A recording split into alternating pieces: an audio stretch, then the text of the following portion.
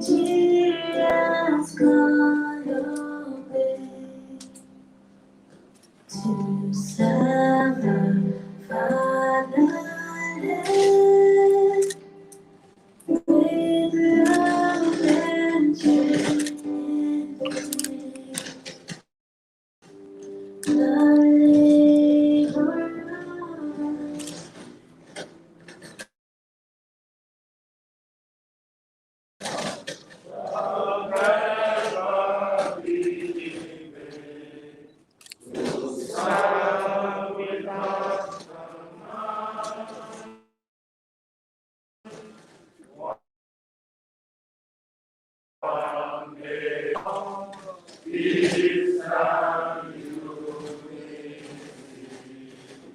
That's the beauty of media media spontaneous.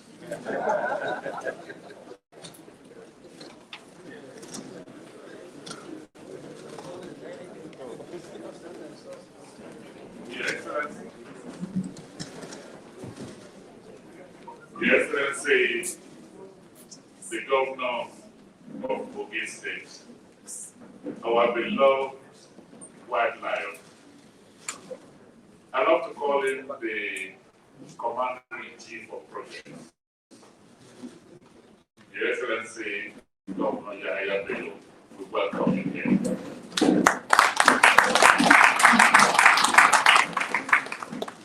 Let me welcome His Excellency, the Deputy Governor of the state, the very committed ally to the governor.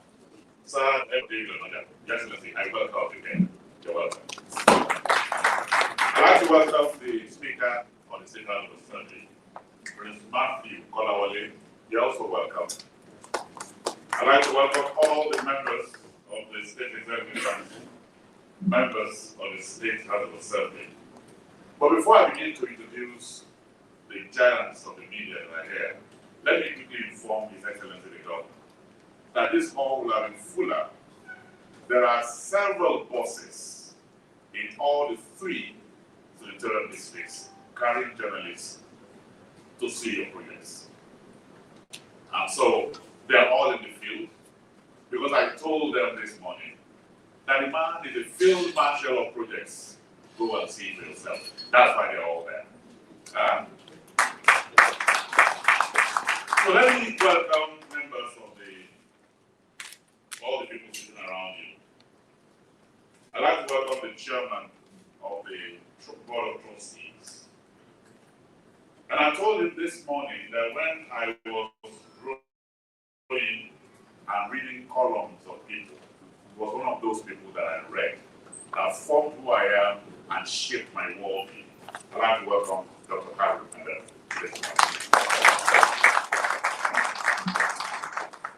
Let me also welcome the Samuel Yahaya, Chief Administrator and member of the Board of Trustees. I welcome him.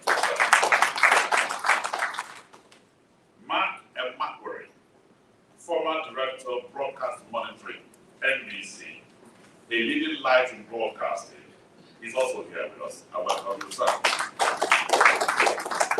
Professor Remy Akunjoli is also here with us. Prof. I'd like to welcome Alhaji Mohammed Dayaro, member of the Board of Trustees, also here. Alhaji Yahaya Bello, Kankarufi, former MD of Radio Kano, former registrar CC of APCON, former member of the board. I'm not currently member of the Board of Trustees. I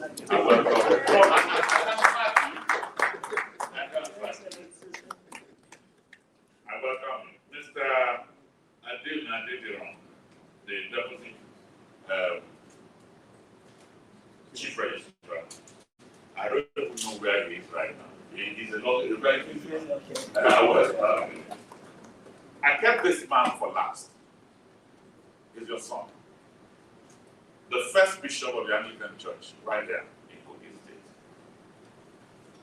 The oldest media practitioner in our midst today. Former DG of FRCN. Former president of the Commonwealth Broadcasting Association. He's there with his lovely wife. Some of us younger people, when we travel, we don't go with our wives. I don't know why. But he's there with his wife. But there's a title around him that as a Christian I would have loved to have. They call him a fool for Christ. They are giving his life to serve God. Sir, please can you write this?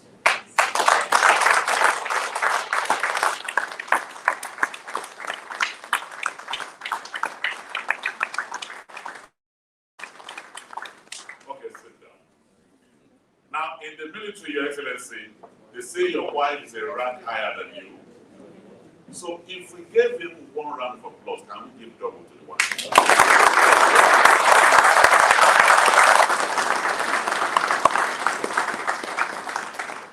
I'd like to welcome all the media giants here. But let me single out one person, Your Excellency. He's my mom. Over 4 decades in broadcasting, radio and television. He's still here with me, Prince Bisi Onatilo.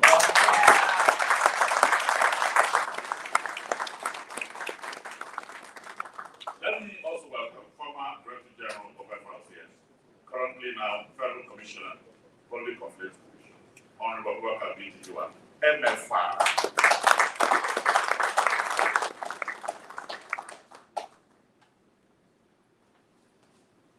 And then I have here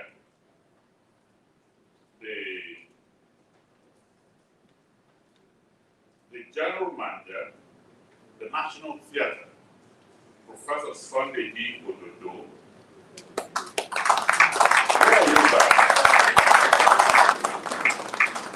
Did I get the pronunciation of your name right? Ododo.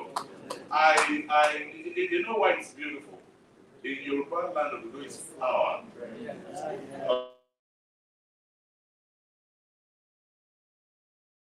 Oh, you are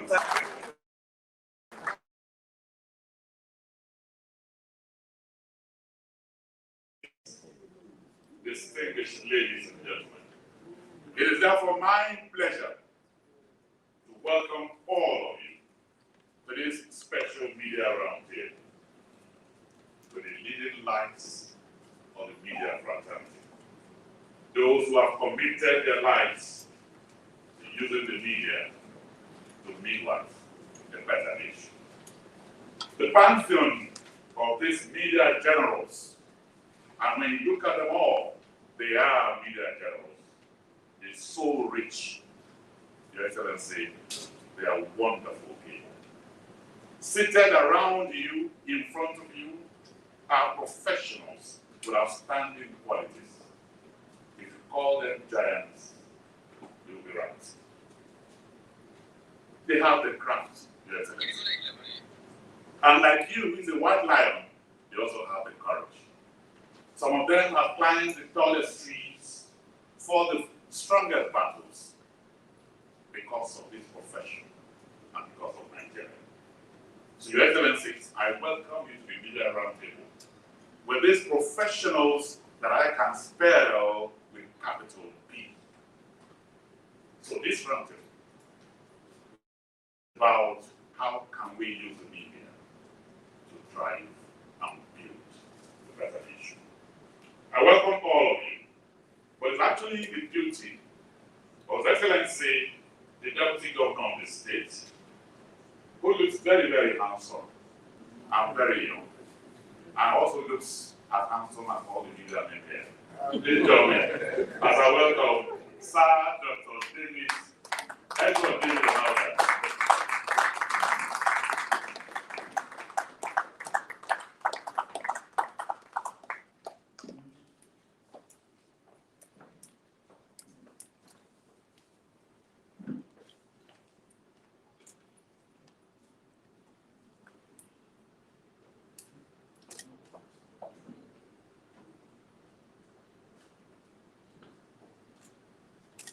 Excellency,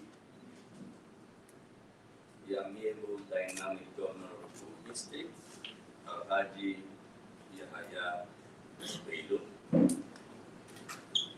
Right Honorable Speaker, Kogi State House of Assembly, Prince Matthew Kwalawale, the Chairman, Board of Trustees, Nigeria Media Merit Award, and other members of the team here present. The guest speaker of the day, Chief of Staff to His Excellency, Honorable Commissioners here present, leaders of the media industry, gentlemen of the press, ladies and gentlemen, on behalf of the chairman of today's roundtable, His Excellency, and the good people of Kogi State,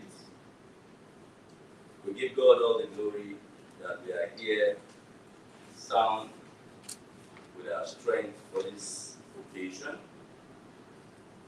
And I want to especially, once again, welcome all of you to this roundtable discussion, believing that at the end of the day, we would have been able to lay a foundation and chart a course of how the Nigerian media space would be able to help solve the challenges of nation building in our dear country, Nigeria.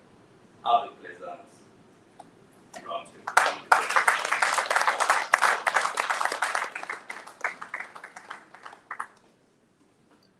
Thank you very much, Your Excellency, the Deputy Governor. I'm taking this straight to the point. Let me quickly correct myself here.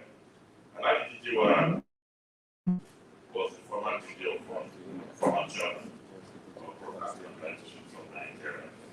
So we will, if there's any punishment attached to wrong information when we finish, the journalist can be that much. But for being DJ of one time, we put an answer of it. So without much ado, let me quickly invite the chairman of the roundtable, also chairman of the board of trustees, publisher, columnist, scholar, one of the finest journalists, and like I told him earlier, I read him almost like I read my Bible. Please welcome again to like her.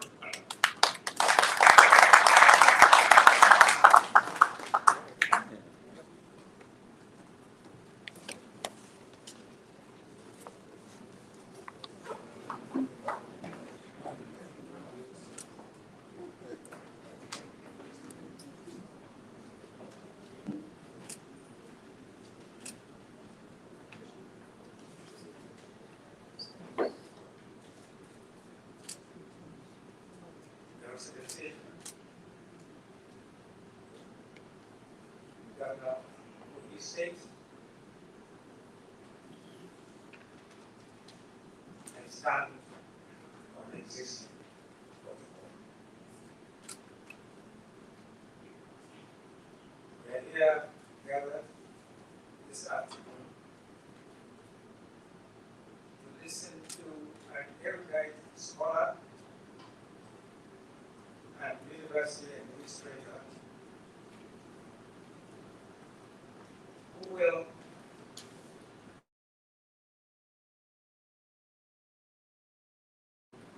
whet our appetite in order that we can contribute meaningfully to this course of the topic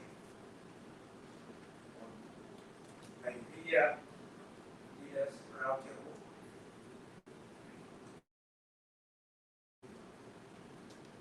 On the state of affairs of our industry. The MC mentioned earlier that the hall was not filled because some members are still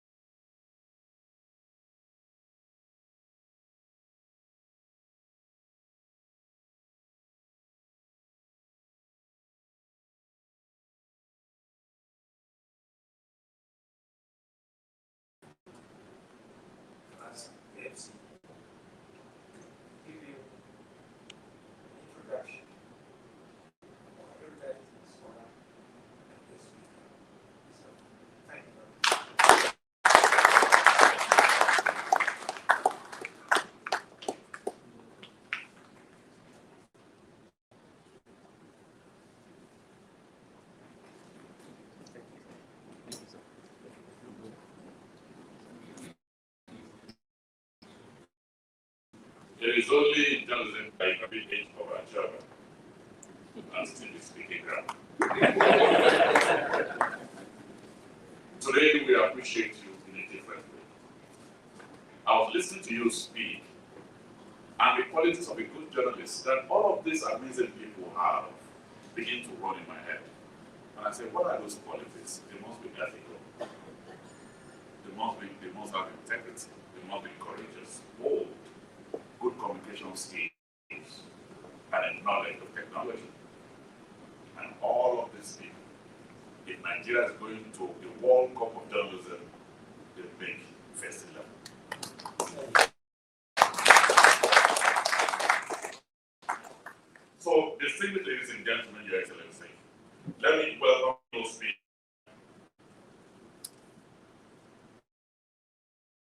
The Vice Chancellor of the Federal University of Kashere Gombe State. But beyond that, you could call him the Professor of Professors.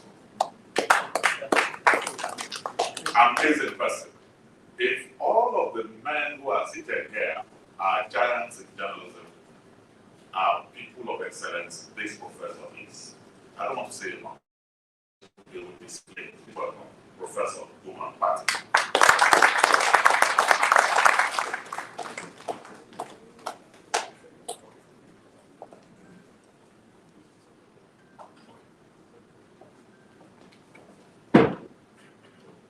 Your Excellency, the Governor of Kogi State, Yahaya Bello, we see you from afar. We admire your qualities, and we pray God will answer your prayer. The Deputy Governor, the Honorable Speaker, members of the State House of Assembly, members of the State Executive Council, the Chairman of Board of NMA, Chief Administrator, members of the Board of Trustees, our retired and serving media executives, distinguished media personalities here present, distinguished ladies and gentlemen, good afternoon. But permit me to specifically single out one of the grandfathers of broadcasting in Nigeria, Mr. George Bako. I've read a lot about you, starting from your historic performance in Radio Kaduna, where it was RTJ, up to the days when you were in NBC, eventually you were Director General of FRCA, and most importantly, the legacy you have left as a masterpiece noting the landscape of Abuja, the FRCA building. Forever, will be eternally remembered. Because, if not for anything, for that masterpiece, others that you have started with will continue. But for you, and I will vote for FRCA to get a fitting building in Abuja. We other media organizations. Permit me, sir, to also express my gratitude to the organizers for finding me worthy to be invited to address a very distinguished gathering like this, a galaxy of the media in Nigeria, in the presence of a great achiever, the Governor of Kogi State, whom honorably I did not have the opportunity of speaking very close to, but today, courtesy of the NMA, I have that opportunity. So I thank him for that honor. I am here to also join them in celebrating professionalism, celebrating excellence, and celebrating hard work, particularly in the media industry. I pray that other Nigerians will also emulate and recognize excellence wherever it exists. I have been asked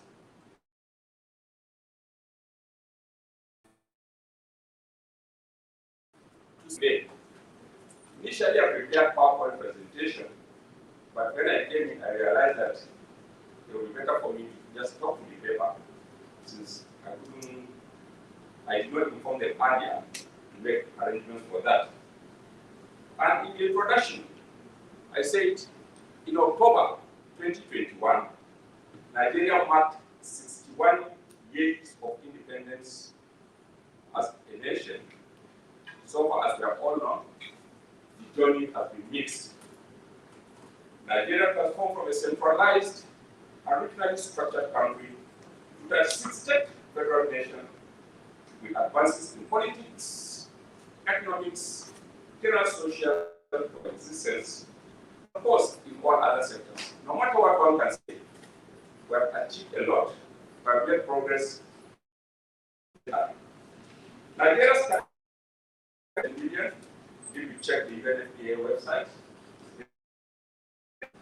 And the country itself is plural, diverse, multicultural, and highly endowed, even though we talk about our potentiality more than our endowment.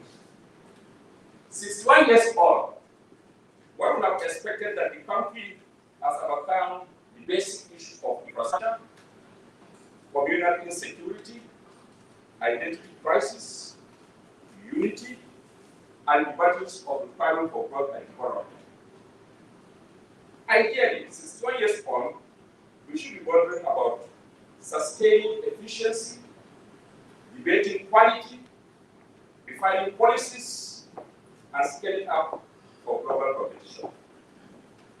However, we are still at the lower end, but in basic issues of social reality that undermine the integrity of the nation and subvert the process of nation building as well as that of national integration.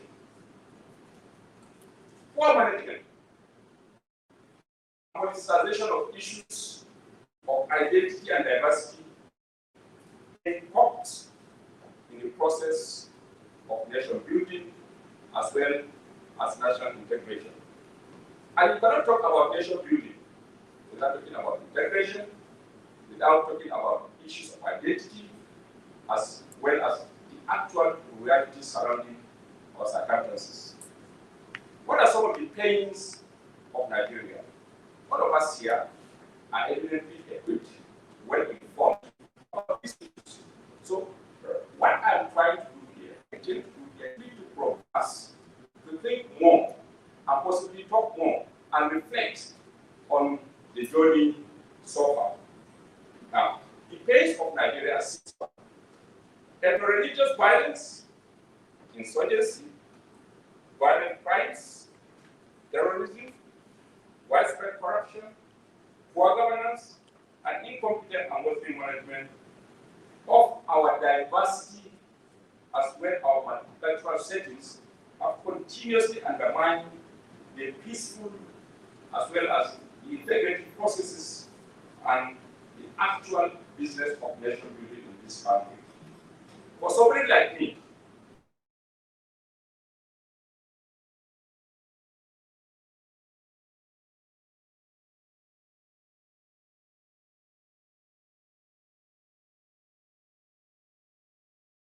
we take peace for granted and today you use it. Two, you take good health for granted and today you use it. And three, you take freedom for granted and today you are locked up. These are three things which are common, but you wouldn't know how important they are until the day you miss any one of them. Go right now, I ask some of you, can you please go to Maiduguri and invest, or Borno State generally to invest in some parts of Borno State? You say no. Not because we don't want to, not because there will be no profit today, but because you are not sure of the peaceful environment in that area. Similarly, the day you become sick, you will know what it means to have full health and move around.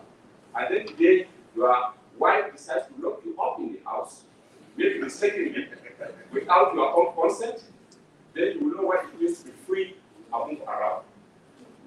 Then poverty also, coupled with weak institutions and indiscipline, have also heightened a lot of our problems.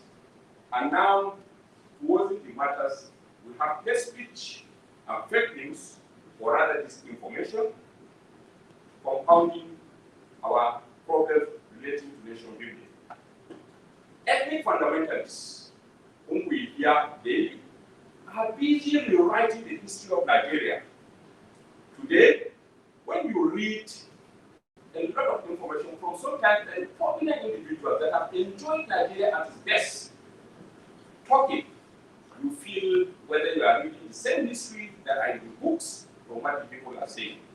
What we have today, for example, you have Igbo history of Nigeria, Yoruba history of Nigeria, Fulani history of Nigeria, Tiv history of Nigeria, Hausa history of Nigeria, not Nigeria's history of Nigeria. Nigeria is increasingly being defined and presented through sectional and partial interpretation from ethnic champions. And our young people who are growing up are denied the opportunity of having a correct picture of how this nation has grown, how we have developed, and what we need to do. Nigeria is poor as lies and hatred predominate, poisonous information overflow, and the people are sharply and dangerously polarized based on suspicions, fighting fear and uncertainty. Any moment you say you want to travel to one part of the county, the first question they will ask you, are you sure it will be safe for you? Coming to Kogi this morning, some people even warn me, there are a lot of people, don't forget I'm coming from the notice. So for me, Kogi is in December. So yesterday I was in Enugu. I was supposed to come by road. Then my people said, no, you have to fly back to Abuja and then come to Orobe. I don't mind. I don't think if I'm kidnapped, my ransom will be high. So, but on a very serious note, the issue of fear and uncertainty is in the mind of almost everyone. And most, especially even the media, that should help to clear the minds, sometimes do not help matters. And we get fighting unnecessarily on issues. Now, suspicions and stereotypes endanger the process of national integration and nation building, no doubt about it. And these suspicions are again all over the place. Nobody is sure of anybody, again, because of so many factors. Now, the country is then on the lines of politics, religion, ethnicity, and socio-economic differences. Not only that, if you care to read reports from UNDP, you will see that Nigeria is categorized among the countries with the highest level of segmentation in terms of income levels. Those who have and those who don't have. And the implications are clear, it's a matter of time. We either walk towards closing the gap for those that do not have to feel that they also belong, or we all end up paying the price that we wouldn't want. Hardly is there a part of the country today that is not battling or simmering with one violent conflict situation or the other. Of course, in the northeast, we are battling with the issue of insurgency. If you go to the north central, they are battling with the issue of ethno-religious conflicts. If you go to the southwest, they are battling with issues of area boys and maybe armed robbers. You go to the southeast, you know what is happening there. You go to the south-south, it is the battle of resource control, armed robbery, kidnappings. So if you go to Abuja, it is corruption and unlimited. So wherever you go, there is one bad story or another to confront. Then widespread corruption envelops the nation. Any day you read reports from EFCC, ICPC, the number of zeros are simply unexplainable. Sometimes when you see the zeros, just yesterday, it was in the newspapers, 2 civil servants were arrested, with about how many houses? One had about 30 something, another was 20 something houses in Abuja alone. Inside Abuja alone, and these are civil servants. So you wonder, are they civil servants or evil servants? If this is what they could steal while in office, within a period of 35 years, then offensive speech and fake information are now circulating so limitlessly in the country that sometimes you wonder what is correct and what is incorrect. You read the newspaper, before then you might have read about 5-10 different stories on the social media on the same subject. At the end of the day, you are confused and completely disorganized. Now, all of that undermines the process of national integration, undermines trust among the people, which is key, divert resources from actual project implementation to settling crisis, and then subvert the process of nation building and development. Instead of putting up structures, busy in education, we are busy trying to solve local communal problems, religious crises, and other issues on how we can even settle. We are still debating, are we still a nation? Are we still a country? So the resources are still going into debates on settling the issue of identity, while other countries are moving towards the moon. Now, nation building and national integration. Nigeria has been struggling with different approaches to build the country. Over the years, we have tried so many models. We have experimented with different theories on how Nigeria can grow, on how Nigeria can develop. If you could remember, some years back, we had what we call national development plans. We came into national development plans and all sorts of plans. That is on the economic or socio-economic front. Politically, we have attempted parliamentary, we have attempted military, and we are now in the presidential system. We have tried different political systems, implemented numerous economic measures, adopted various educational policies. If you remember, some of us who went to school in the 70s had a different system. Those who are, I think now it's 6334, and then before then it was a different system. Now, we have involved all sorts of social measures. Then, all of that aimed towards what? Transforming the nation to facilitate the process of what? Nation building. The broader development level of the nation have continuously failed to correlate with its resources. Yes, we have developed. We have grown from 1968. But the argument is, if you compare the rate of our development to the quantum of resources that we have had from day to day, we ought to be far higher than where we are. That's the argument.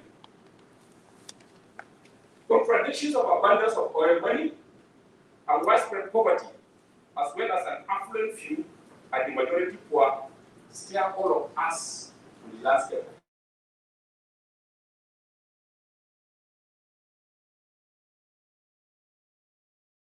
Are below the poverty line. And if you take a look at the graph of our economic development in this country in the last 10, 20, 15 years, is the poverty level or the poverty index improving or going down? Every year, we get the poverty index from the United Nations Development Program, UNDP. And every year, we go down the ladder, which means we do more. Nation building connotes national development. I am not going into all these theoretical arguments about this, but in very, very simple terms. And what do we mean by national development, at least in the Nigerian context? We are talking of issue of unity. First of all, there must be unity of minds of the people for us to agree to move on forward.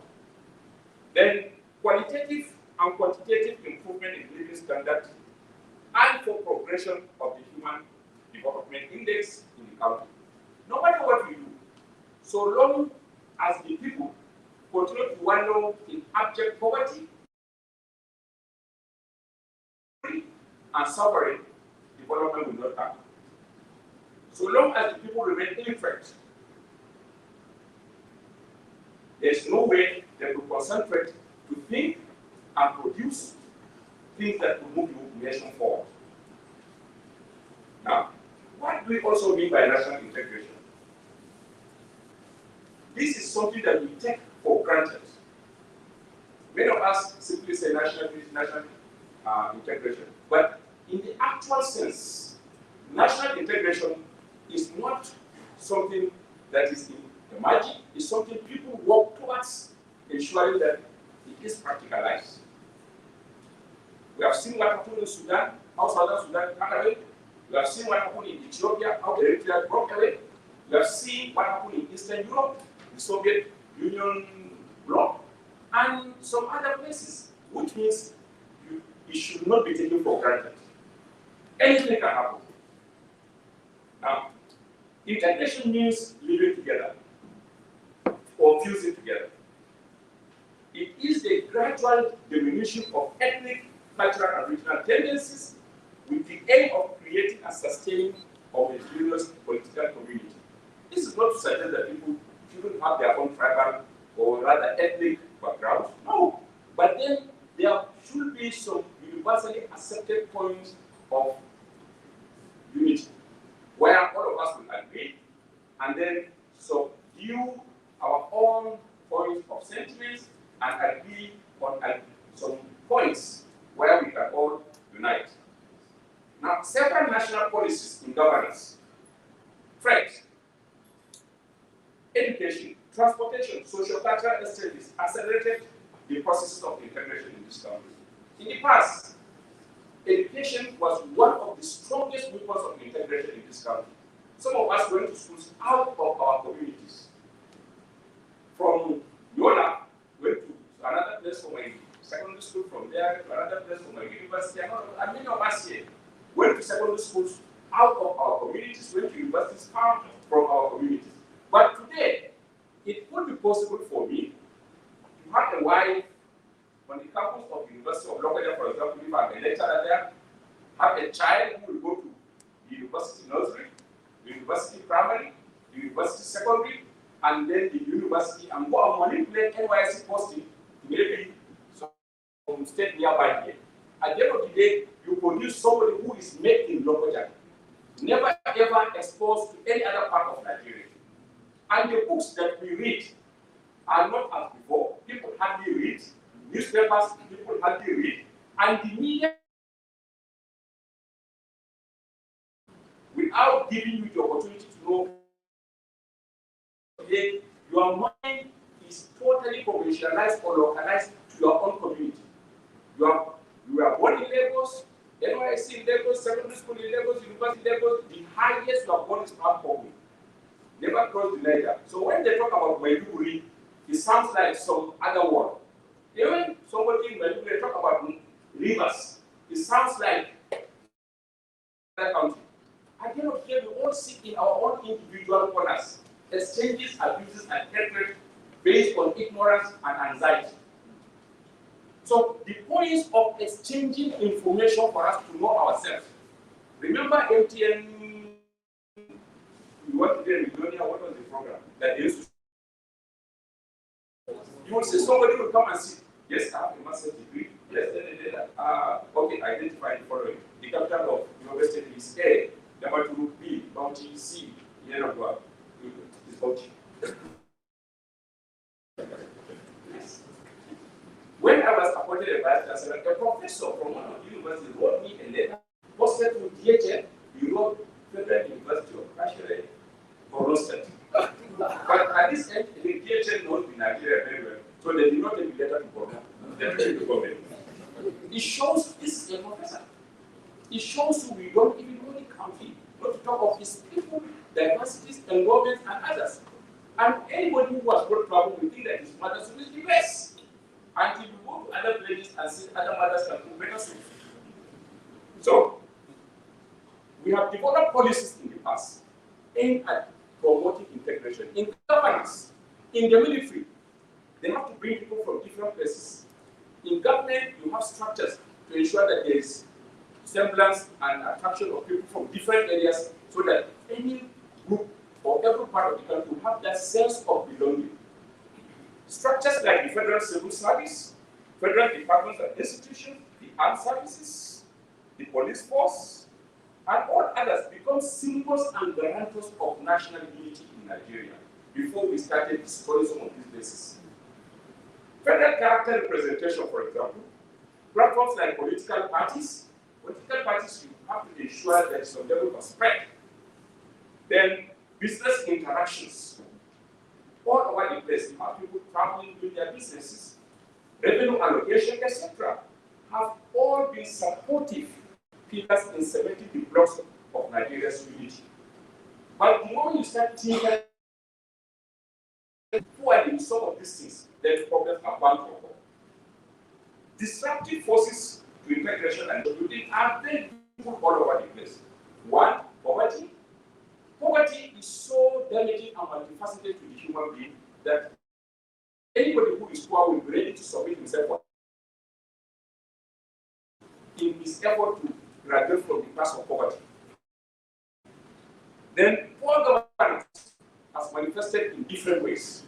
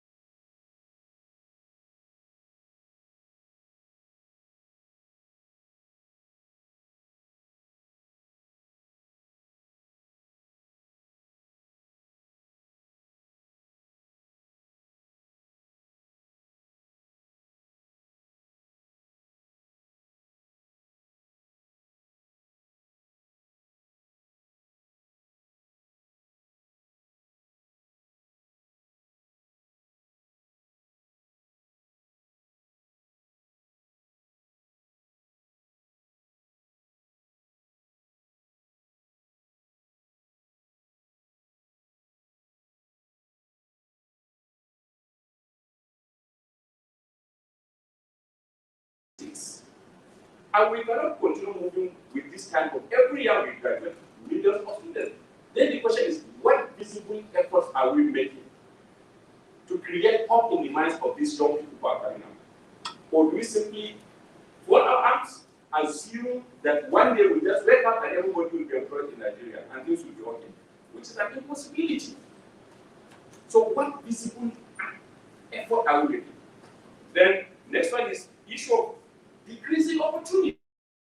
Opportunities are dangerously daily decreasing. You have people who can no longer meet their milestones in life. As a young man after graduating, you have a milestone. Milestone A, milestone B, milestone, but how long are young people today are meeting their milestone? At the age of 30, people are still unmarried. At the age of 35, people are still unemployed. At the age of 40, people are looking hopeless and helpless. And when you have this, all the milestones are missed. consequence in the near future? What will be the effects on aspects of development, nation building, and integration? Then the social media has also come with its own brand of problems to add on to the one that have been managed all along.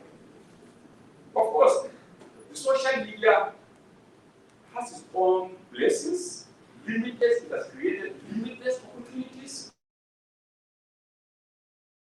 brought down boundaries, both physical and imaginary, and brought the world closer.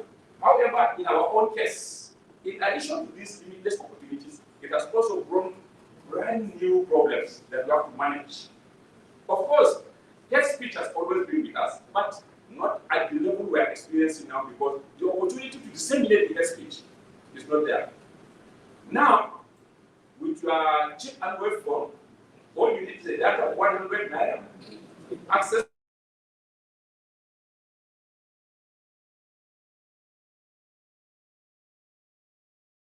the internet, and you will become a reporter for whatever you have. And you send that information to some few groups, and then the news will go on and on and on, and before you know it, it becomes actual information. But it's all based on lies. You sat in your room to manufacture a lie and distribute it. And this is what we are seeing. So, not only hate speech, it distributes insults. You know, it's easier to call on phone and abuse somebody or send a chance to abuse it than when you see it face to face. So we are now distributing insults all over the place, lies, of course, fake news. These are all destructive to collective existence and the mind's trust. Now, what are some of the negative tendencies that we see daily, sometimes promoted by the media and part of the media? Now, while you have selective reporting and the promotion of prejudicial stereotypes about groups and individuals based on no longer engaged in research, investigative journalism is low, and what do? Sometimes dangerously we even depend on the social media to get information that we separate. The NBC, I know, has been fighting a war with some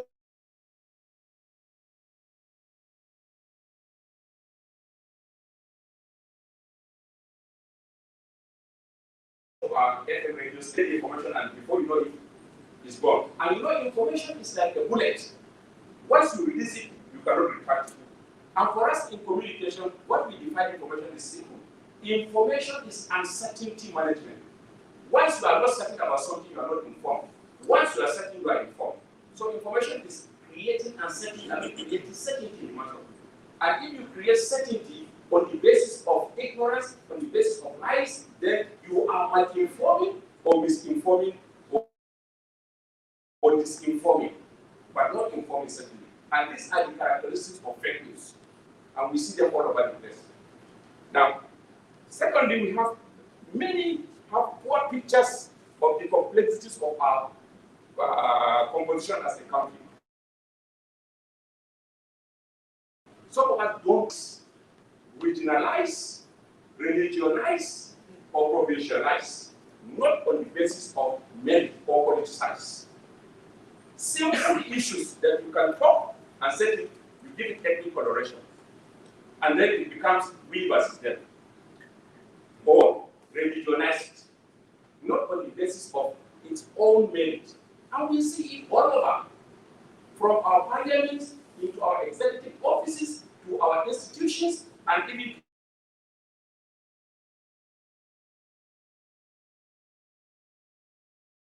markets. And every other fellow as an enemy on the basis of his ethnic background, not on the basis or on the conduct or rather on the color of his character.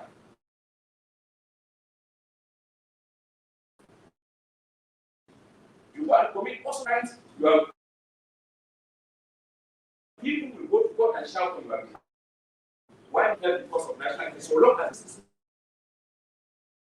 there's no way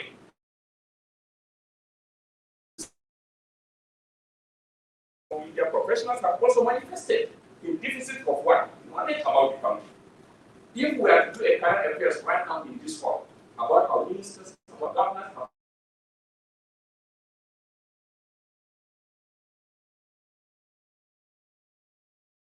episodic attitudes in news coverage and program production.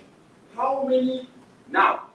What is NTS, for example, is just an example, budget for programs relating to, let's say, serious documentaries about the nation.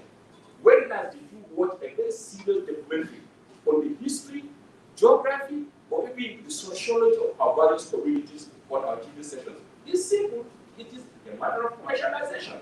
Who will pay for it to be aired? And you cannot expect investigative journalism, serious documentaries, so long as somebody is going to pay for that to happen. It becomes PR. Now, common tendency of reporting intergroup conflicts out of their fundamental sociological and economic or political context. A lot of these issues happening have their own backgrounds.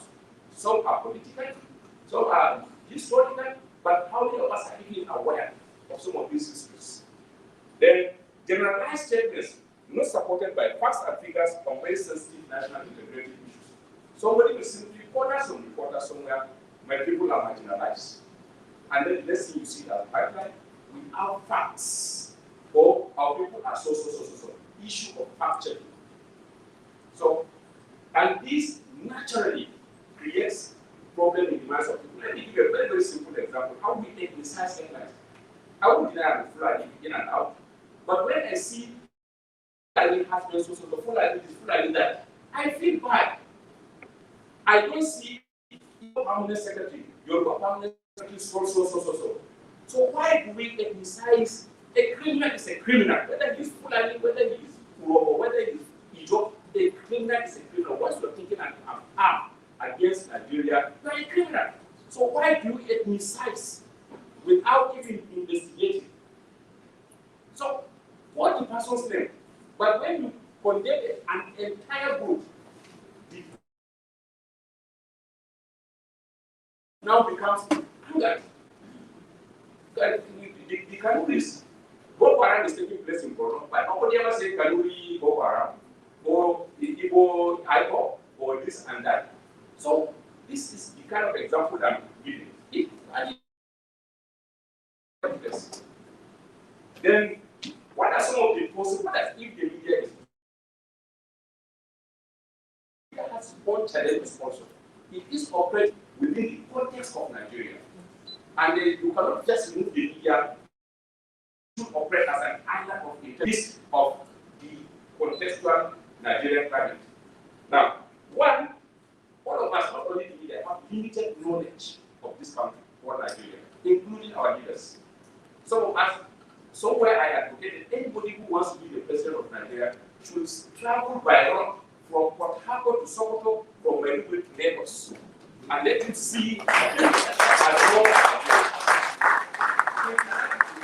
not traveling by air, travel by road. So by the time you see, you will know that Nigeria is not one local corner. Nigeria is huge, about 210 million people. Look at the population, 970,000 kilometers. So Nigeria is huge. Nigeria is endowed, and the people are as heterogeneous as one could think.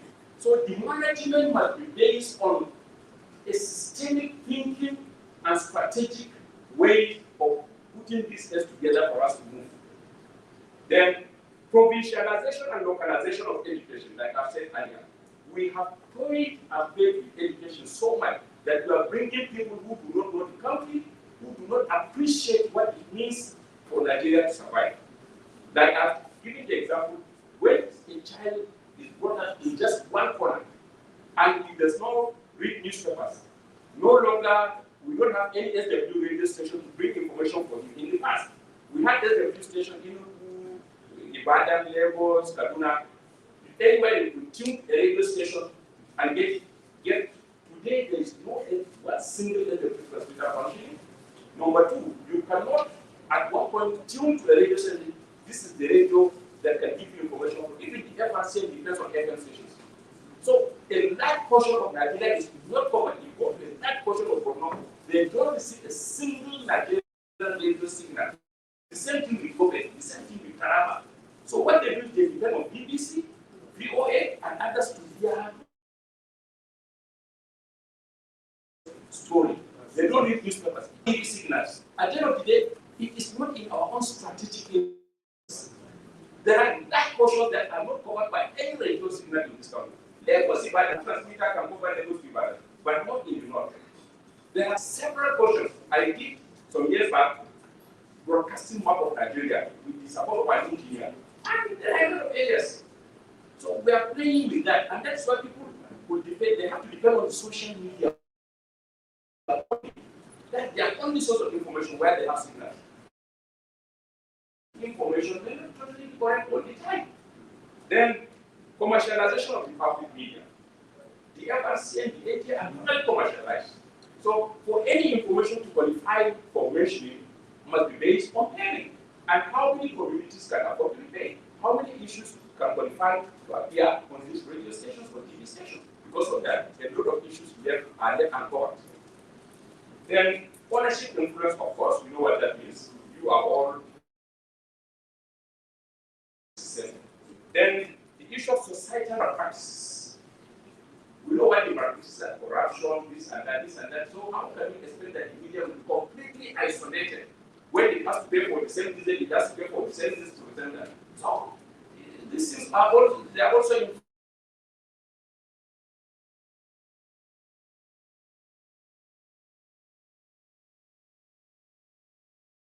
some of these issues. Then national media people, or there are some tribal warlords planted in the media houses to present their own groups in the quarters of Nigeria. In newspapers that claim to be national, or in media organizations that claim to be national. Where do you draw a line between professionalism and tribalism? Then sometimes they represent some failed politicians who cause confusion. Sometimes you have them with religious groups. So all these, they do it as against collective national interests and put their professionalism by the side. Of course, you have logistics and internal pressures coming from different sources. Then you have the jettison of. I know this because we have done a study for the National Broadcasting Commission on issue of the enforcement of the professional code of ethics in media organizations. And by the time you read that report, you know that we have a long way to go. And some of these things sometimes are done what they are done deliberately. So the issues are also there. Then cases of senior editorial staff acting as consultants or public relations advisors to politicians, their tribal groupings, or religious groups, especially towards election. When you read certain columns, you know that these people are not writing as professionals, but they are writing as consultants to their principals who are living somewhere. And at the end of the day, they now turn these issues to become national issues without any justification. Finally, the process of nation building, national integration, and development involves cognitive, affective, policy, and physical actions at all levels, starting from the level of the individual cognitive process or system. What is my mind telling me about Nigeria? What is my thinking on Nigeria as a nation? It is from there it graduates. Then next, you have officials and individuals in the country at different levels, consciously or not, sometimes engaging in multiple support integration, the process of belonging to people, and demonize and ostracize citizens, resulting in disruptive behaviors. Our leaders must show the light, must appreciate what it means to have an integrated nation, and then lead the rest of us to follow. But when their actions, their behaviors, consciously or unconsciously, prove otherwise, then they shouldn't blame the lower level. The mass media in Nigeria have also played mixed roles at different times in the integrating process and nation building of this country. We know what it means during the military or before independence, during the military, and all other periods. The media have always been there, and of course you can criticize what they have done, but at the end of the day, you cannot take away the great contribution that they have made in helping Nigeria to remain either as a nation or the process of building it to become a country of choice. The social media is also hugely being used, like I have said, to create opportunities, And at the same time, too, we need to be conscious on how it's been distributing hate and dangerous speech and disseminating disinformation or fake news that demonize citizens, cause disruptive behaviors, that support unity, cause conflict, and undermine development. Daily, you hear our leaders, you hear serious people in this country complaining about these negative acts. So, it is an issue we have to put into consideration when we are talking about the continuity as Nigeria as a nation and developing it to become a country like any other developed country in the world. That's our aim. And we have no any other place to go to but here, which means we have to work consciously and unconsciously to ensure that the project succeeds. What are the options? One, we have to promote media literacy, particularly among young people. Radio listening age in Nigeria is about 50. People below 40 hardly listen to radio as you know it. And while they do, mostly music, which means radio may not necessarily be, of course we know. There's a new newspaper in this country that rolls out 100,000 copies per day. Not that they wouldn't want to, but because the market is simply not there. So the future of the media is in audio and video as captured in convergence on our handsets, which means we have to invest in that if we want to remain in business and if we want to capture the minds of our people. Then we need to license as many more national broadcasting stations as we could, increase the investments, encourage government particularly its own media organizations, particularly the broadcast media organizations, so that these organizations can also be online, can participate fully in terms of content and in terms of technology to be able to capture the young and move on with them. Then encourage active and positive debates and exchange of ideas in the nation. Let's debate, let's talk. Let's talk. Then institute the teaching of history, diversity, and multicultural issues among young people in the country. We need to know ourselves. We need to respect ourselves based on knowledge. When you do not know, you may not respect the other. So we need to encourage that. And finally, encourage Nigerians and governments to respect the character of our diversity, the unity of our people, and not to take the unity of Nigeria. I would have to say Nigeria's unity is non-negotiable. If we take the lessons of what has happened in other countries, we need to also consciously work to ensure that our people, first of all, agree to stay together and have the confidence that Nigeria has something to offer, and they will also be willing to die for the nation. On this one, Your Excellency, let me thank you.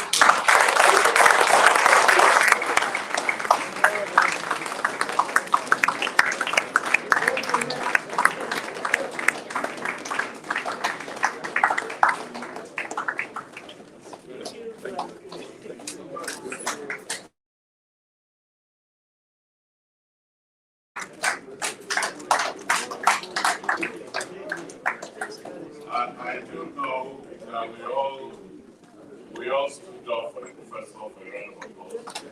But I took my meter, our course meter, and I looked at it. The applause was a graduate assistant. This one is the president. Can we do it again?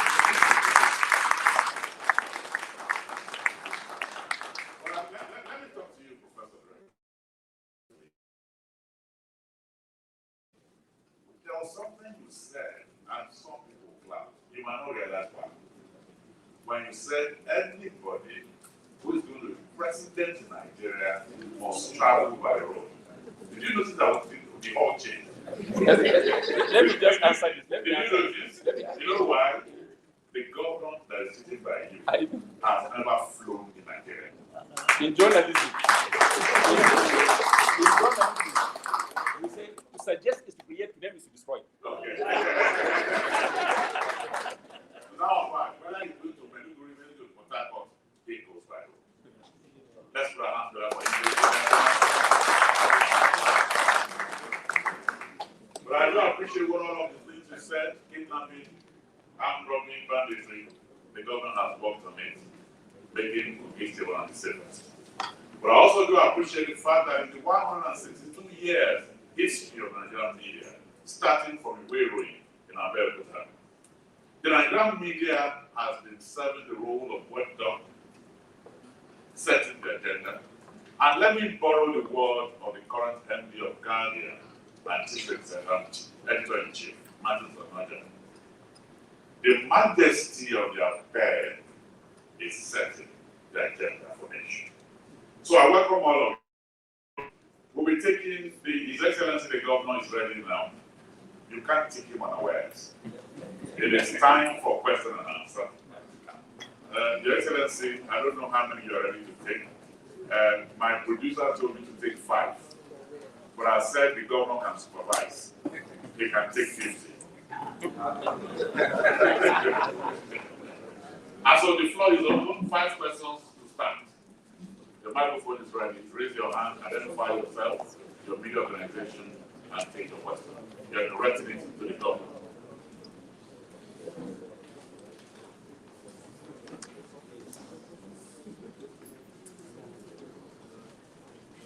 While we are raising our hands, let me welcome Honorable Sonny Zoro, a former national president of NUJ, a former member of the House of Representatives. He's here with us.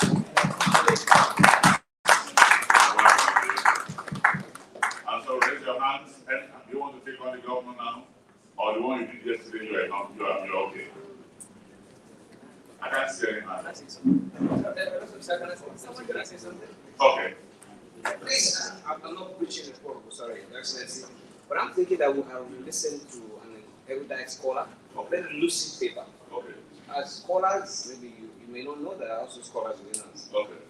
I'm thinking that we should have provided a space for us to respond to that paper because it's quite complicated. I don't know. It takes. I've been man under authority as I'm standing. Professor wants to take questions. Governor wants to take questions. We're in government's house.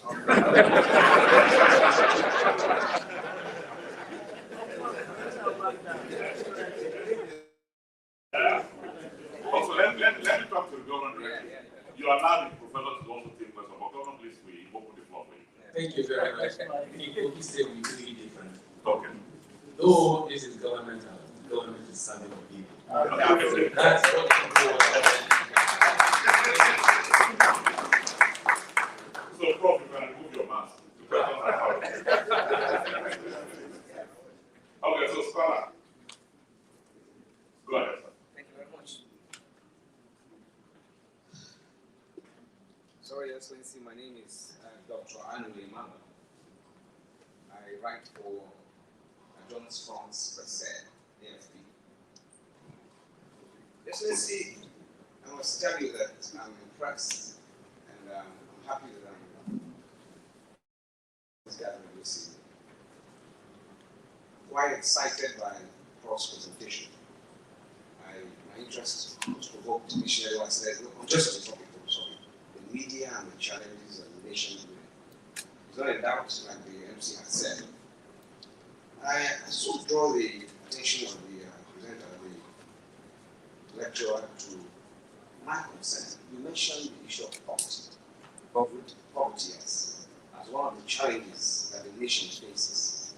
And it's not limited to the media because we don't operate in a vacuum. We operate within the system. What Prof, I want to ask you, sincerely, you mentioned passively. It was just one item you didn't broadly speak about, the issue of ownership of media. I was expecting that, just like you spoke on several of those, you would have enlightened us much. Because I feel that the media in Nigeria faces. And most times, when you hear people talk about blaming the media, connotatively it's just mentioned the media. People don't say journalists, they say the media. And I have a problem with that because I'm a journalist. You cannot call me media. A journalist. But when people blame the media, they say the media is the problem in Nigeria. But when you say media, you understand it. They are jobs, communication, radio, television, newspaper. People own them. The political and the elite class in Nigeria own them. And I'm sure 99% of journalists in Nigeria don't own the media. I was listening to a very senior journalist in Nigeria sometime. I'll be very excited. I think I asked a question. If the Excellency can remember, I know he has a lot of things on his head. Hosted us in Transcorp recently. This very senior journalist and one of our leaders was presenting a paper about he never allowed politicians to set agenda for Nigeria. And so I asked him the media, what do you mean? I'm not a media, I'm a journalist. I'm only operating within the media space. So someone owns his media. He wants the particular information to be tested. Yeah. So okay, so let me draw the question. Now the challenge is where journalists are impoverished, because of the problem of ownership. What best do you think they can do? What is the best thing you think they can do? Because their hands are tied to a string, playing to the gallery of those who own those institutions. So in your own view, because I'm thinking, and it has always been my view, that if I have opportunity, I will see what was done in the banking industry to be done in the media industry. Consolidation of the media industry, just like consolidation in the banking sector, so that only people with the capacity of owning media should be allowed to own, so that they can employ and pay, so that journalists can have the independence to practice. Thank you.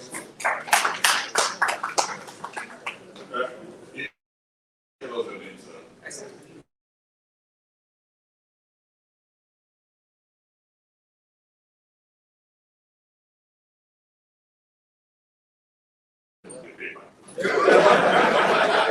Beautiful and wonderful. Now, what we'll do, questions to governor is still available. Please open. Okay, is that to the governor? Yes. Please.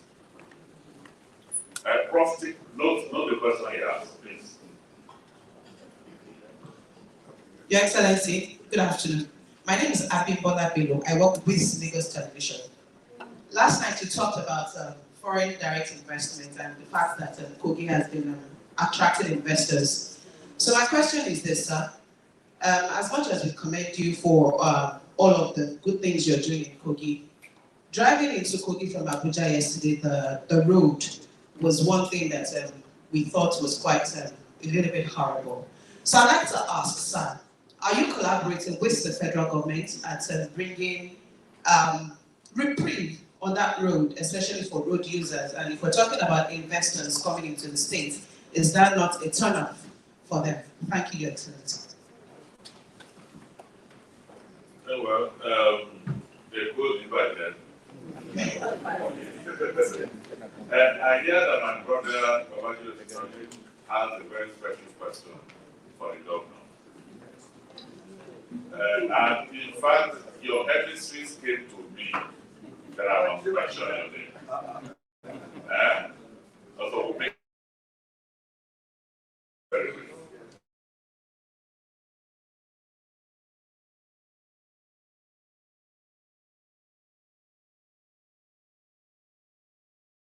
I have a question for Governor, a buffet of knowledge today. I'm really grateful, Prof, for the opportunity as a knowledge hunter to learn from you today.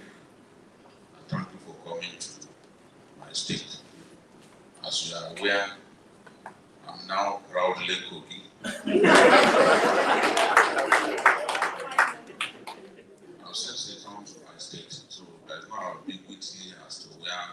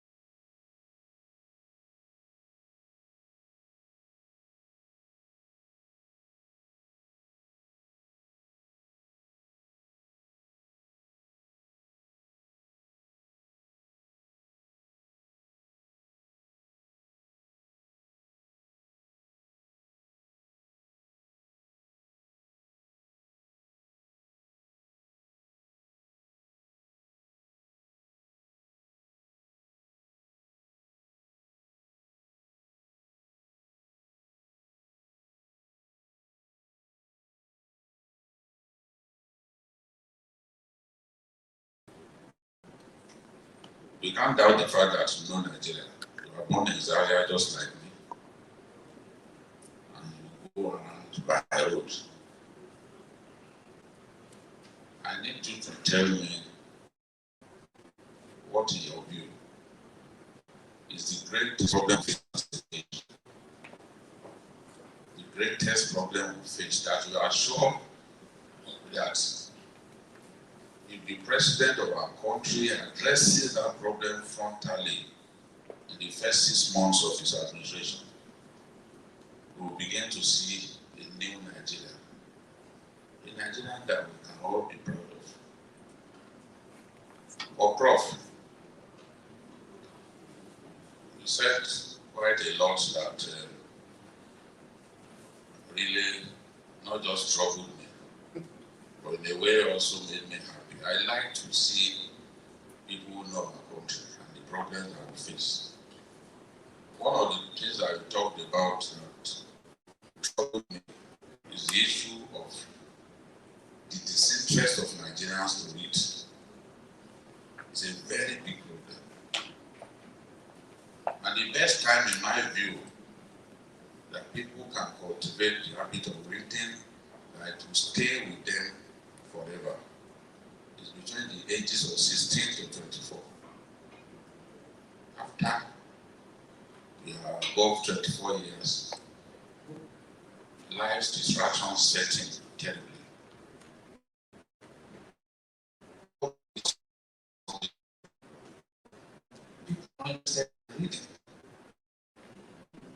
Some of the things that you said that they don't know their countries, also because people are not prepared to read. Many of us have not gone to even America, but we know some of the things happening there. They read, we know their history. Thank you very much. Your Excellency, do you take more or you want to? Okay, all right. Right, let's bring the microphone there. Or somebody else like that? Okay. Thank you very much, Your Excellency, His Chairman, ladies and gentlemen, my name is Saniso, I'm a reporter. First of all, I wonder whether His Excellency, the Governor of Kogi State, actually has time to read books. Some of us who are in politics will find time to read books these days. Otherwise, I want to refer to a book by Yahaya Bello. I'm sure many of us may have come across the book. Ferguson, yes. It is titled Home, the Politics of Catastrophe. And it appears as if Professor Fate, took from introduction of that book, describing the Nigerian situation. And my question is, if actually Nigeria is faced with this catastrophic situation, what motivates you actually to seek to lead Nigeria out of the worst? That's one. The second one, sir, as far as I'm concerned, both the media as well as other commentators fail actually to locate part of our leadership problem within the context of the two very critical oath of office and oath of allegiance, which you also write. First of all, the oath of allegiance to the Federal Republic of Nigeria obligates us to serve Nigeria. But more often than not, it is very clear to me that we do otherwise. The most oath of office, where we say we will divorce our personal interest. We will not allow our personal interest to override our duty. Your Excellency, you will agree with me that the preponderance of those who venture into politics these days, not only into executive offices, but more importantly into legislative offices, the incentive, the motivation of going to such offices is actually to go and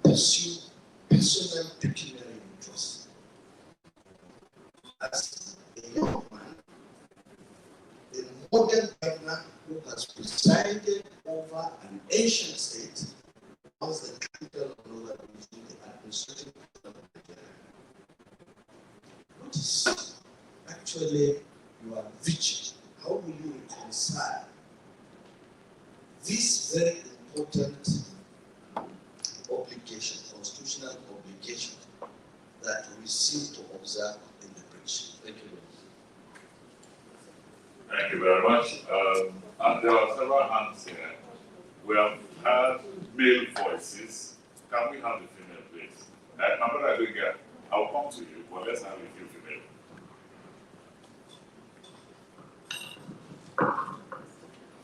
Thank you. My name is Maureen Chibu. I publish News Magazine online. Thank you, Professor, for the good presentation.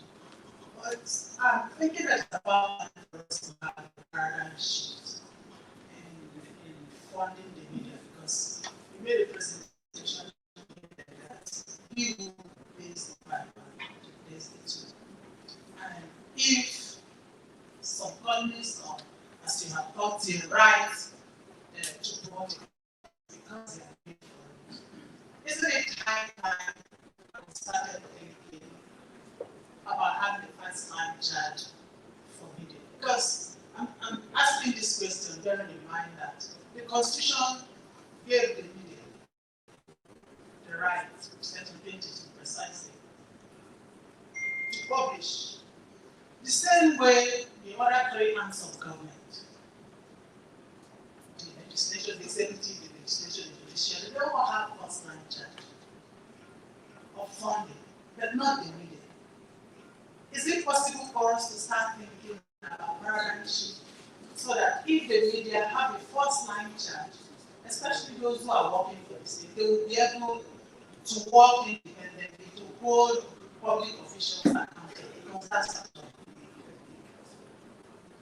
Secondly, my question goes to Cecily, Governor of the state. I would also like to respond to react to this question, because I know you have intention of leading the country. If you are going to lead the country, and as we are talking about tinkering with the Constitution, do you think this can be something achievable? Because I'm thinking of the media actually not being manipulated by government officials. I know that state newspapers cannot, some are not talking about yours, but I don't really have exactly the idea of what is happening in Kogi. But some state newspapers cannot report the opposition.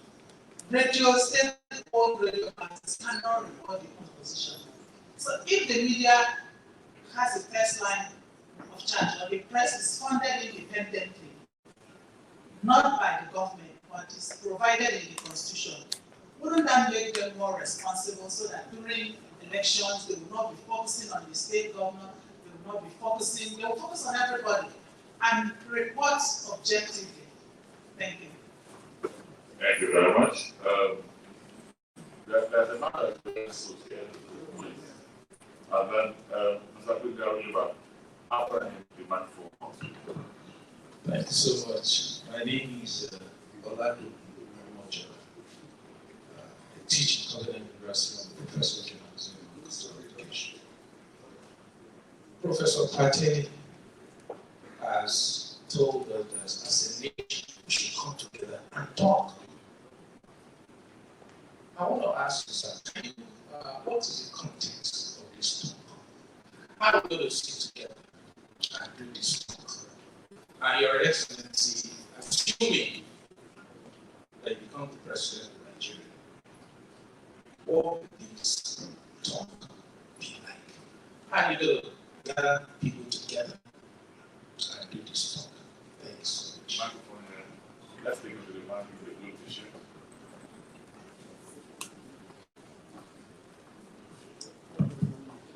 Good afternoon, Your Excellency.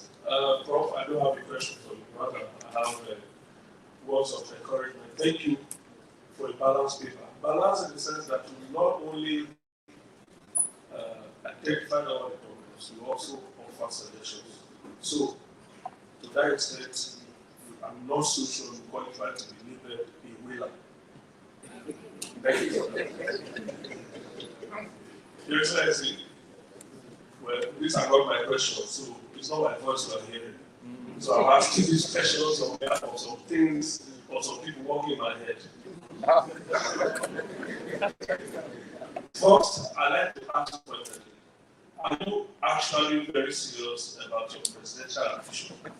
Or you just want to keep us busy?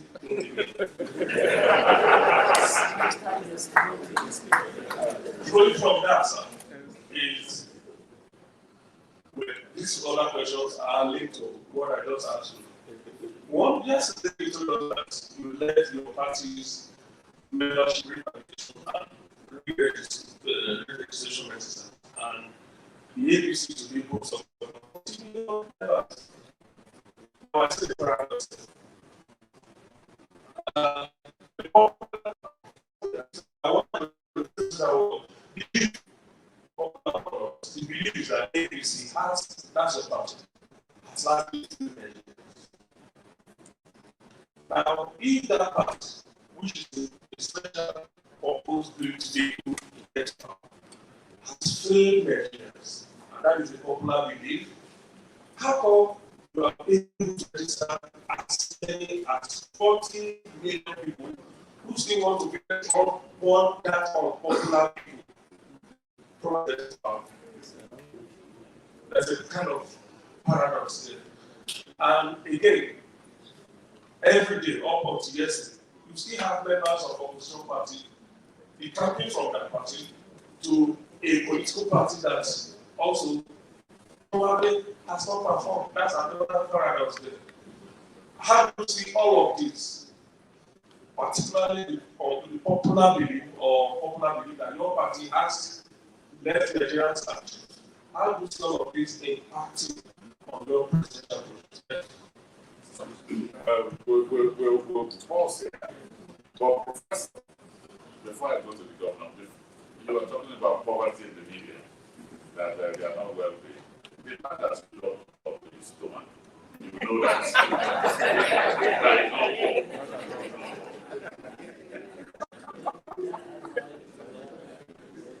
Okay, there's something at the high table I just want to add. One more question, and then Excellency will take over.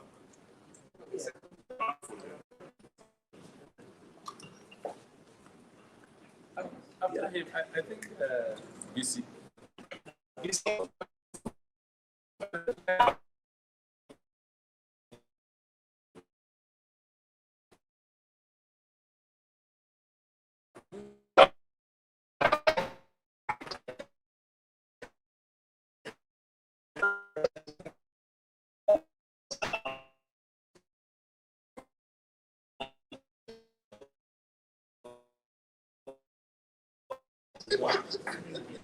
Excellency, my concern, I've been in the media a very long time, over 40 years now.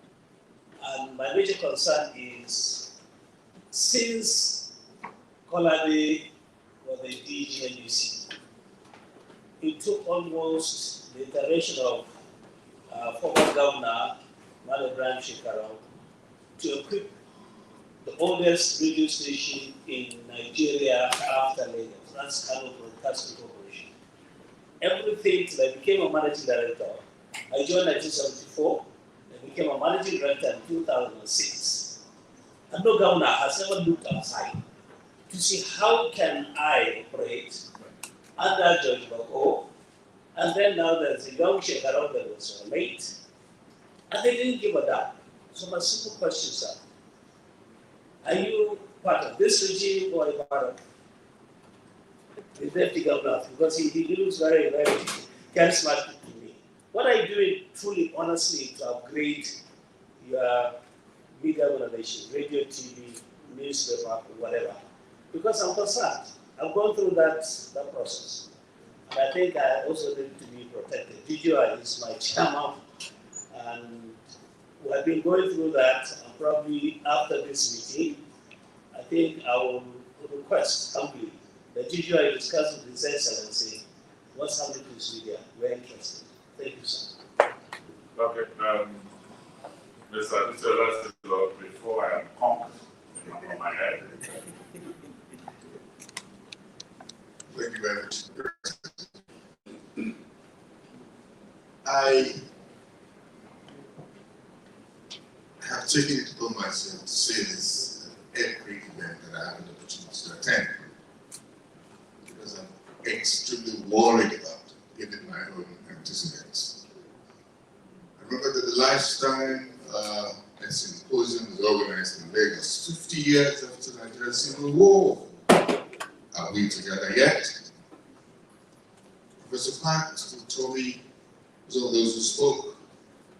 He also relived his own experience, having been born in Kano almost at the same time as I was, and talked debates about the war.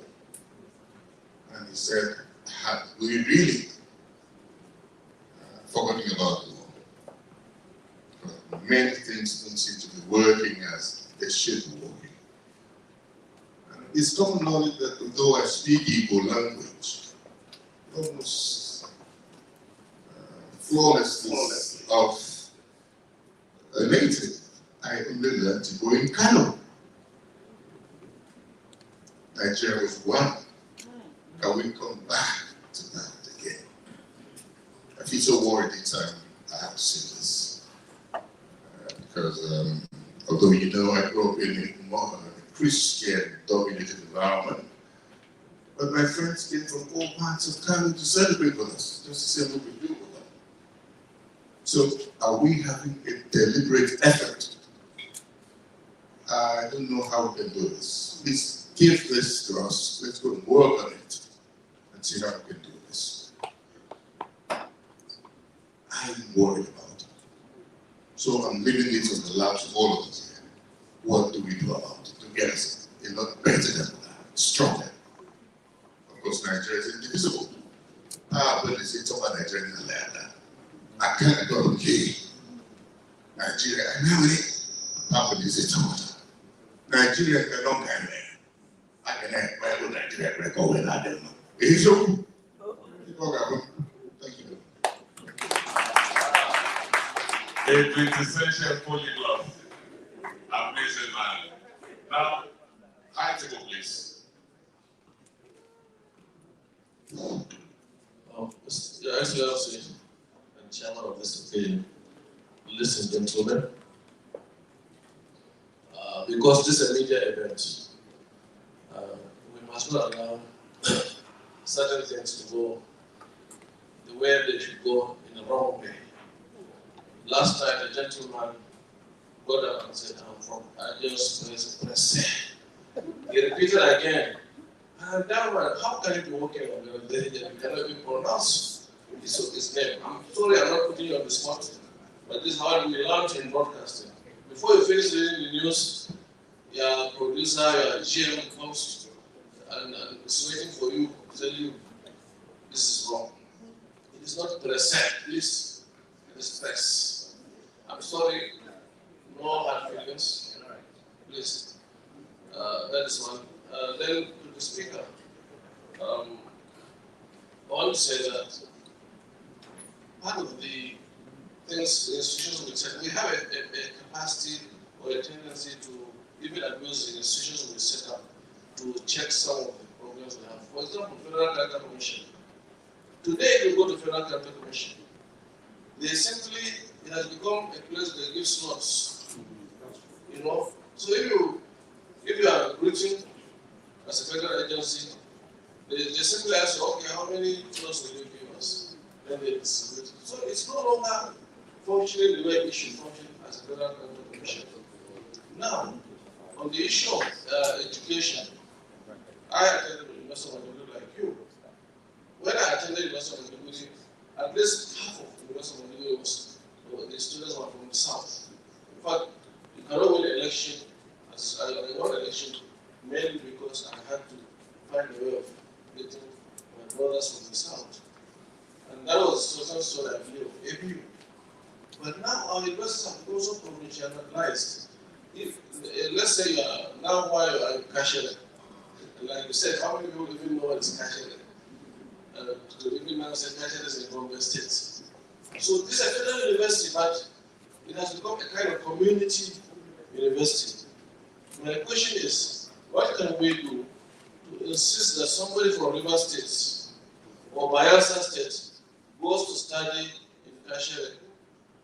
Somebody from Jigawa goes to study in Nigeria University in Bayelsa or University of Benin. Again, against the background of the fact that some of the states, especially in the north, cannot even fill the quota of their own states. So what can we do? Practically insist and ensure that some of this, there's a mix, a very good mix. Otherwise, in some universities, you can actually speak the same language, the native language, and in this, and it goes on like that. So what can we do? You, in your capacity as a professor who has interacted with MUC, is there anything we can do deliberately to ensure a better mix of the federal universities? Thank you, sir. Thank you very much, sir. I love what you just done in terms of correcting pronunciation. This was done in those days when people were called announcers and newsreaders. The younger ones now are OAPs. So your Excellency, the floor is yours. Okay, let me start with the professor. And Prof, please take your questions very quickly. You can take your seats. Thank you, Your Excellency, Chairman, sir. I have, I think, 6 questions answered all. So I will try to answer. One, the one from Dr. Emmanuel on the poverty in the media. It's not only in the media, it's all over the place. And the media depends on the strength of our economy for it even to survive. But when the economy is weak and people cannot even afford to pay for newspapers, you can't ask them to subscribe. And then they have an alternative. This conventional media is getting a very strong competition from the social media, where everything is almost free except for the data that is there for. And then the newspapers are expensive. The radio stations also have to depend on adverts. As I'm talking to you, well, I got a grant from the MacArthur Foundation. We are working on some things, and one of it is on media economics. Before the end of this year, we are going to organize a national conference on media economics and management in Bayero University, where I used to be. And we are going to examine the issue of funding. The current funding model is failing. So what efforts can we think of to come up with alternative sustainable measures for the media, particularly in the Nigerian context? And this is not only in Nigeria, it's global. The social media is giving us a stiff competition. In 2019, I attended the World Editors Congress in Glasgow. We were told that of the $556 billion generated in advert revenue, almost 70% went to the big social media groups. The print and the broadcast, that's what a little of it. The same is happening in Nigeria. If you want to survive, you have to be online. So we have to put on our thinking caps and come up with funding options. We don't have the time to go to the details. Or if you want to give me a consultancy, I give the details. So then my friend from, is it TPC, if I remember, who changed his state, all former documents remain valid. So he raised the issue of how can we improve the reading culture. Look, again, it's not only Nigeria, it is also global because of the advent of the social media and the internet. People's attention are more towards the audio and video now. So for you to go into real reading, it has to start from the family. And how many of our parents even read today? It is starting from newspapers. And in the school system also, the books are simply not available as we used to do that, as we used to get them. And where they're available, they're expensive, getting good quality books. So even in the universities, we are seriously struggling with this issue of reading culture. It's a global national, it's a national problem. How many of our leaders read books, even newspapers? Many of them, they summarize this and tell them. So we have an issue, but let's start from the family. Encourage our children to read. Then when they come to school, when we tell them to read, they will read, and we won't have problems. And examination malpractices, you know it. It's global, it has so infested our system. People cheat pass exams without even reading. And when they come to university with 10 credits, give them one exam in the semester, they fail. And yet parents connive and help their children to cheat. So it's a national problem. Then Maureen talked about the issue of survivability. We know that economic independence determines editorial independence. Once you're not economically independent, you cannot expect to become editorially independent. It's an issue. And of course, like I've talked about the funding models, the social media is making a lot of money now, but some of them are making this money at the expense of truth. And this is why people are saying truth is under attack.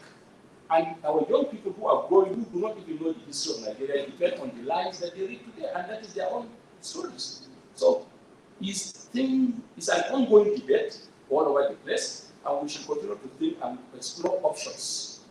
Then my very good friend, Professor Omodola, here talked about debates. I'm not talking about other national debate or national conference like the politicians talk about. That's not my thinking. My thinking is amongst ourselves, on our media, let's debate on almost every subject.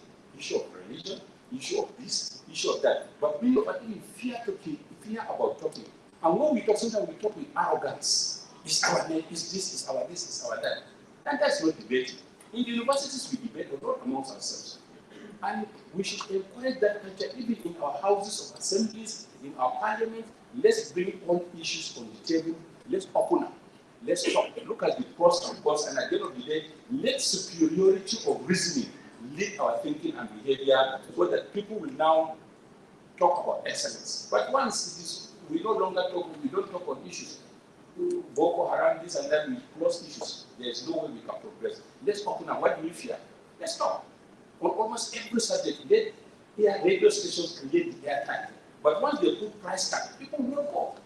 Then, so I'm just thinking about exchange of ideas across the various divides. Then our guy, Bishop Alh, talked about the indivisibility of Nigeria. Yes, but like I've said, we should not take it for granted. Our elites are supposed to be our leaders. They're supposed to be those that will show us the light. We have 5 categories of elites: military elite, political elite, business elite, bureaucratic elite, and intellectual elites. What is the behavior of each of our elites? Each one has his own role specifically cut out in society. But when the business elite or the bureaucratic elite takes over the duty of the business elite, or the military elite takes over the duty of the political elite, then there will be problem. And this is exactly what we are having. Our elites are not showing the light. And when they are not showing the light, the rest of us will be confused and will not know which road to follow. And when they talk about their own tribes instead of the national tribe, then there is a problem. And you will see when you hear certain remarks from some of our leaders in parliament at times, on the floor of parliament, when they talk about their own people against Nigeria, you feel disheartened. And you feel, are these people that will show us the light? Are these people that will lead us? So, then how can we also nationalize our institutions? I've talked about this again. In the past, our parents were transferred from one place to another. You went on school system, you did this, you did that, but all these things today are not there, except the military who goes on transfer now. Nobody. So you remain in one place, your children grow up in one place, they go to school in one place, they will know Nigeria. At the end of the day, like I've said, we sit in our own local corners and talking about religion. We just concentrate on issue of religion, on issue of ethnicity. We don't talk on issue of competence, quality of governance, the leadership recruitment system, and other issues that should help us to galvanize. The moment you raise it, issue of ethnicity comes up. And then you feel sometimes you just recoil into your hole, you don't open your mouth so that you're not accused of being against. You want to flow with the rest of the party. And I don't take the wrong time to see it. So it's a very big issue. Government must concretize the liberal policies like we did in the past. WAEC, NECO, these were bodies created to ensure national integration. JAP, these are all bodies created to strengthen coordination and whatever in our educational system. The big universities. So parents must also make the liberal policies to encourage their children to move around, but they tell insecurity, no scholarship, no this, no that. So the safest is to ensure that their children stay in one place. But then it is the responsibility of our elites and government. These are the 2 major institutions that will lead us. Then finally, in the past, parents were okay. It's the same question raised by my brother. the former DG of Voice of Nigeria, H.E Alh. So, Your Excellency, sir, I don't know whether I attempted rightly or not, but I have also, but I've done what I think I could in the present circumstances. So I thank you for your kind attention, and I thank you most sincerely also for listening.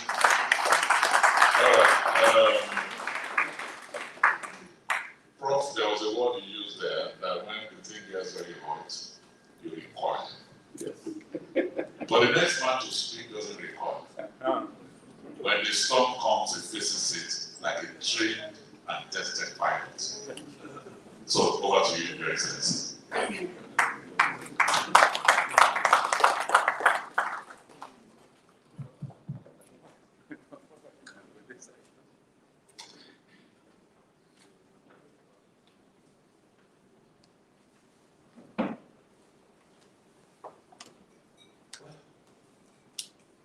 Your Excellency, the Deputy Governor of the State, Minister, my brother from another woman's womb, dependable ally, my former chief of staff, that was David Onaja. My chief of staff, workaholic, never tired, very, very tenacious pharmacist, Karim, Mohamed Jami was school.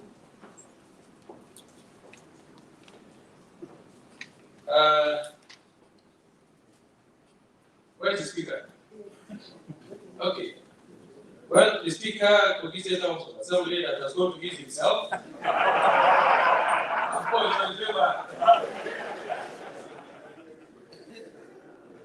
Right Honorable Prince Matthew Kulawali, the Director General National Theatre, Professor Sunday Udo. Our guest speaker, Professor Mauro Pate. You're most welcome, sir. I've been hearing your name too. Oh, for a very long time. Thank you, sir. And I've been looking for how to buy tickets to come and see you. I think my special appreciation to the NMMA. Thank you, sir. Bringing you to Kogi State today. Chairman Board of Trustees of NMMA Kogi 2021, Dr. Harun, H.E Alh, and other members of the trustees. All other government officials here present. The chairman local organizing committee of the 29th NMMA Grand Media Excellence Program, Dr. H.E Bello and her team. The chairman of Kogi State Economic Team, Mr. Salami Dari, and all of the team. Let me recognize and appreciate the NUJ chairman, Omojimo Adesa. Are you here? Okay, let's fulfill that protocol. The media leaders and professionals, corporate communication executives, media association leaders of corporate Nigeria across the nation,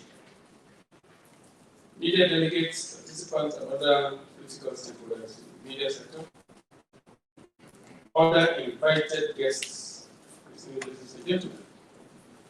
First of all, I appreciate our guest speaker, Professor Mauro Pate, for eloquently giving us an insight into the challenges of our days, especially as it affects our nation building.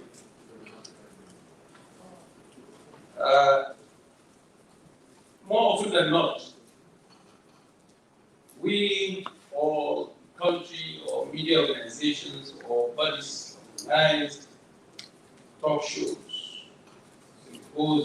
symposia, and several roundtable meetings. A lot we say will expose or explain Nigeria's problems. right from when I was very young.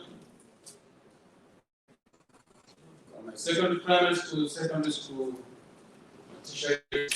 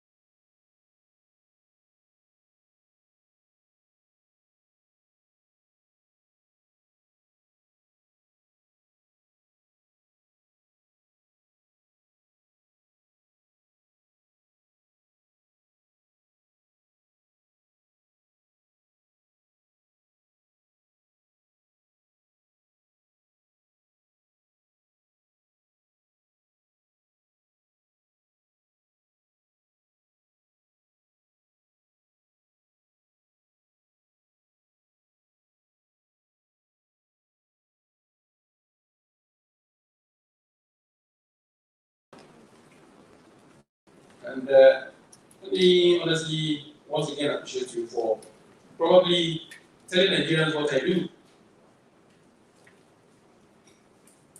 I travel around the whole country by road. I don't know how some people got to understand. They're like, are you afraid of flying?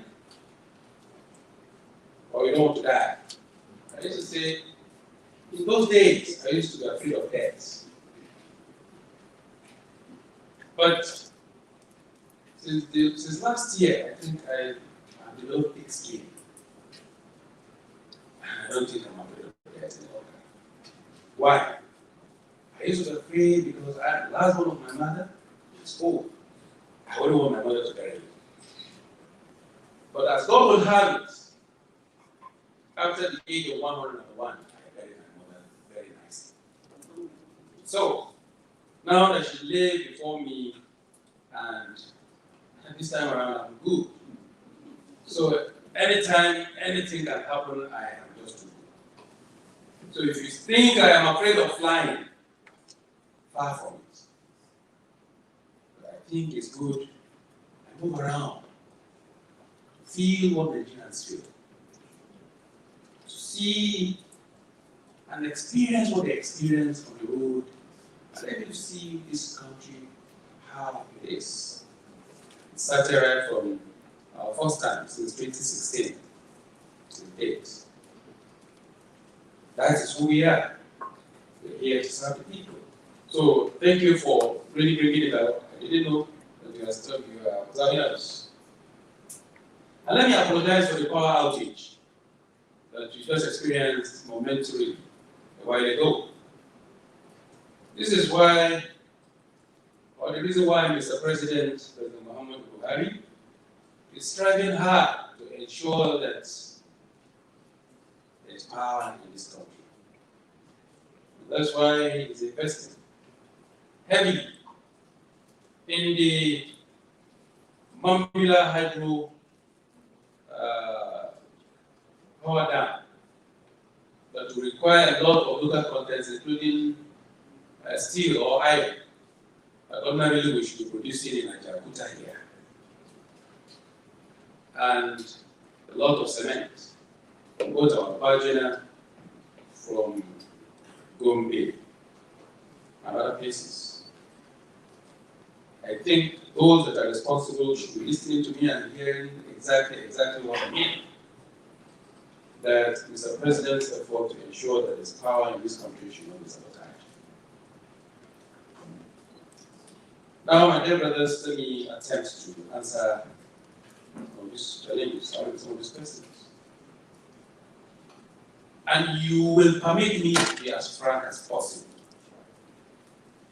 And please report it as it is. I beg you, don't add Yara.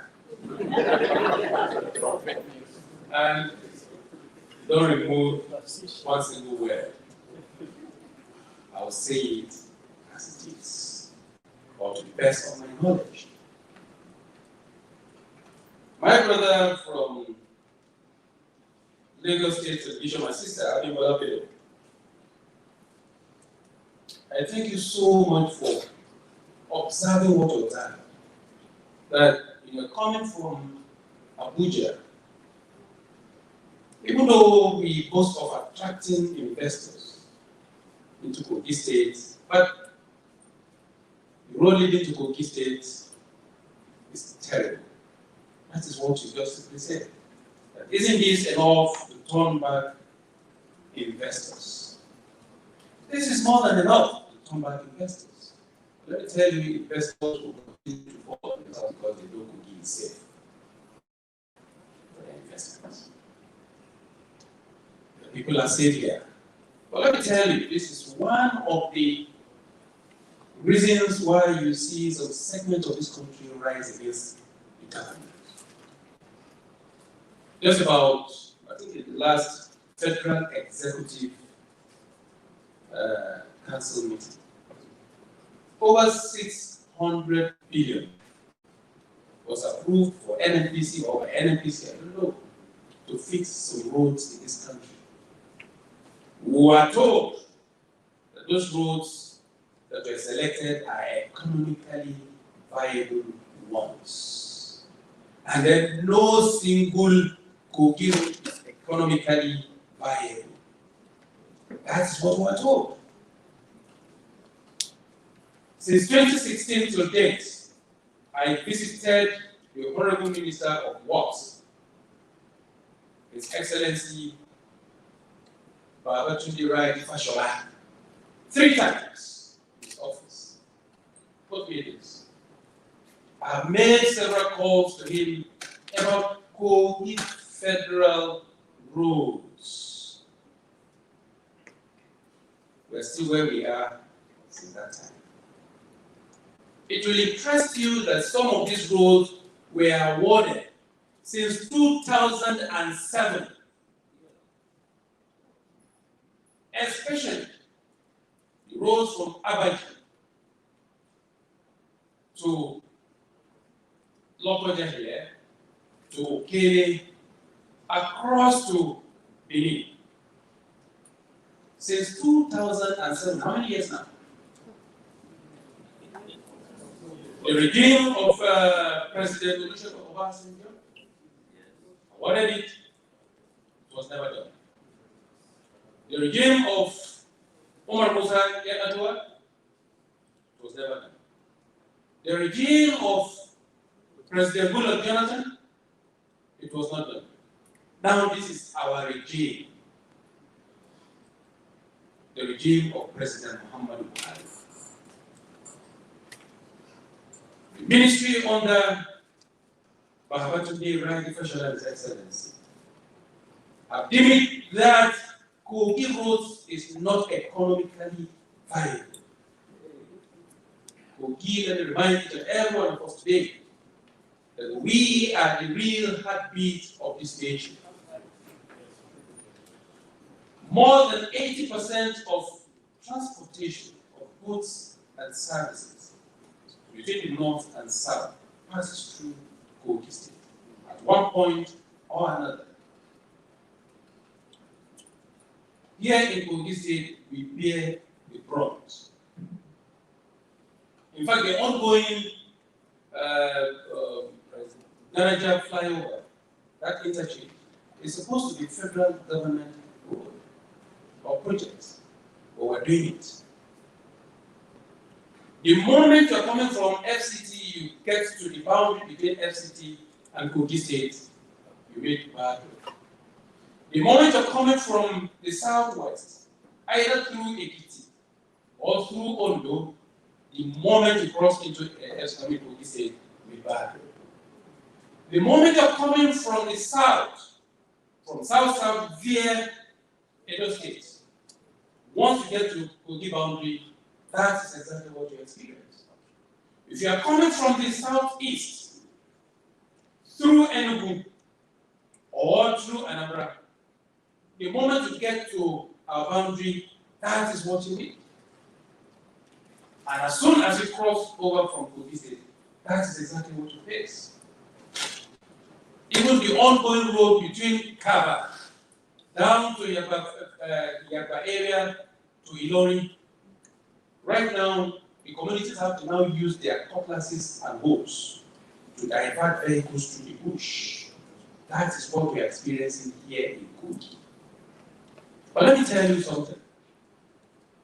In the year of the almighty coronavirus, when every state locked down, I will refuse to lock down. Almost every citizen that passes through will have to hibernate here and monitor how to move into the various other states. We got to a point when some of us decided to even lift the ban and open the ways. I don't know how many times I was called to please not lock down my border between Kogi State and all of these states that share borders with us. Because by so doing, we would have cut the country into two sharply.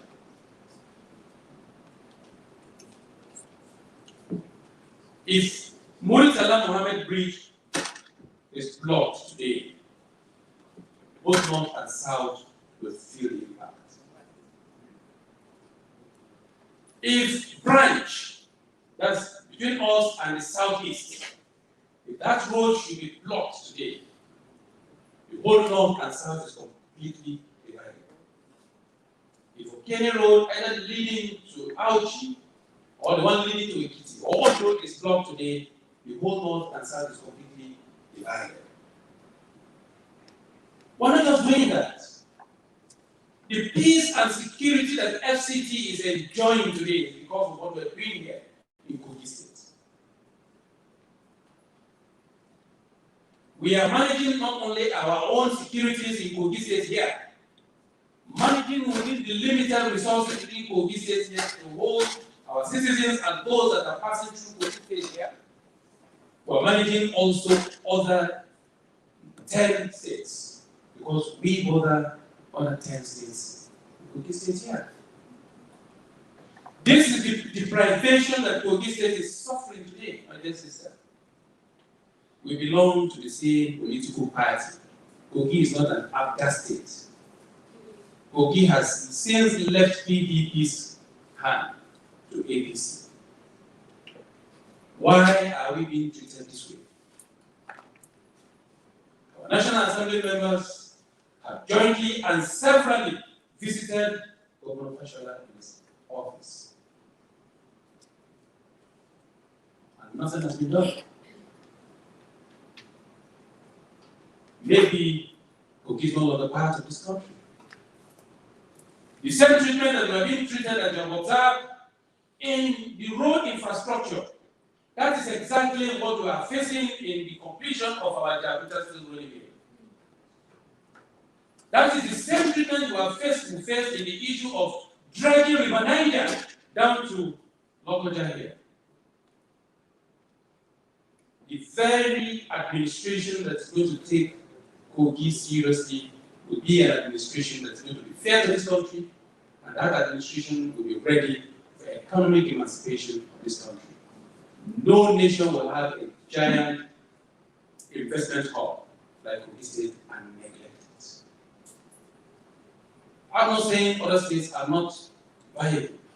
Other roads are not viable. They are equally viable. So that's what we are suffering here.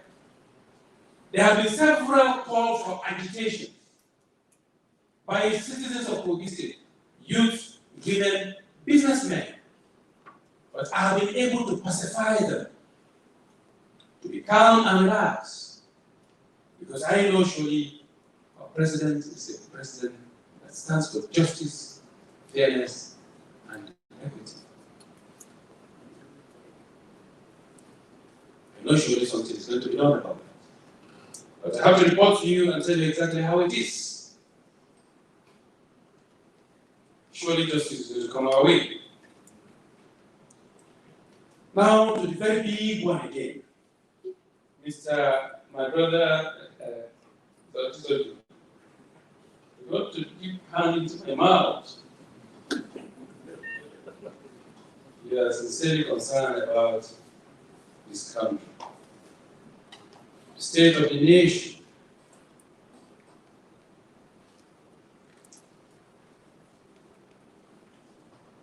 What should a CEC do to address the country to make sure that there change? Well, I'm here to be Commander-in-Chief of the Federal Republic of Nigeria. I will attempt to just say a little. I will not speak for anybody. I will speak for myself. Mr. President Muhammadu Buhari is doing his best to ensure that this country develops and become prosperous. Let us remember that this wonderful man fought to keep this country together. In all the positions that's ever held in this country, he served to the best of his ability on them up to this point. We gave Mr. President the mandate to lead this country. He's doing that to the best of his ability. What he has done so far, compare it to the past administrations, especially if you compare it to the immediate past administration. For him, you can't compare them, considering the various challenges he faced when he came into office. Today, I'm the Chief Executive of Kogi State. As much as he is the Chief Executive, as far as the whole country is concerned. Every blame and successes, you take it. If this administration do well, or any of my officials perform well, I will take the credit. If they did not perform well, I will take the blame. But it may not necessarily be my own blame. So Mr. President has done his best to his best. Is it Mr. President that will say that Ogiro should not be tied? I know at all times, and severally I met Mr. President on the Jakarta, and Mr. President has always taken it very seriously. He went as far as even constituting a committee. Where's finance? A committee to overlook the successful completion of the Jakarta. It's not Mr. President that you would expect to come there and then complete it himself. But there are those that is saddled with those responsibilities. What are they doing? It is not Mr. President that is going to call contractors and say what is happening to Kogiro, or what is happening to River Niger Delta. There are those that are responsible for that. What are they doing? Mr. President, policies and programs are being executed by some others. What are they doing?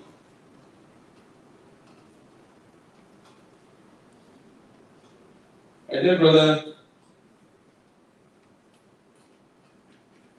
the problems facing this country is much, at the same time, it's very simple to solve.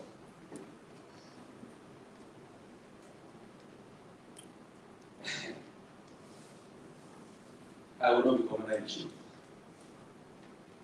and allow any of my subordinates to undermine me. None of my subordinates here can be tried. Nobody.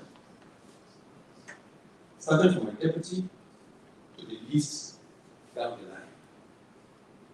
You can't try it. Let me tell you, my dear brother, when we came on board, and this was satisfied almost all the others. When we came on board, we inherited a state that was largely divided against itself. I'm sure you know at that time, myself and you, I from the central, you from the west, we look at the Galas as our enemies.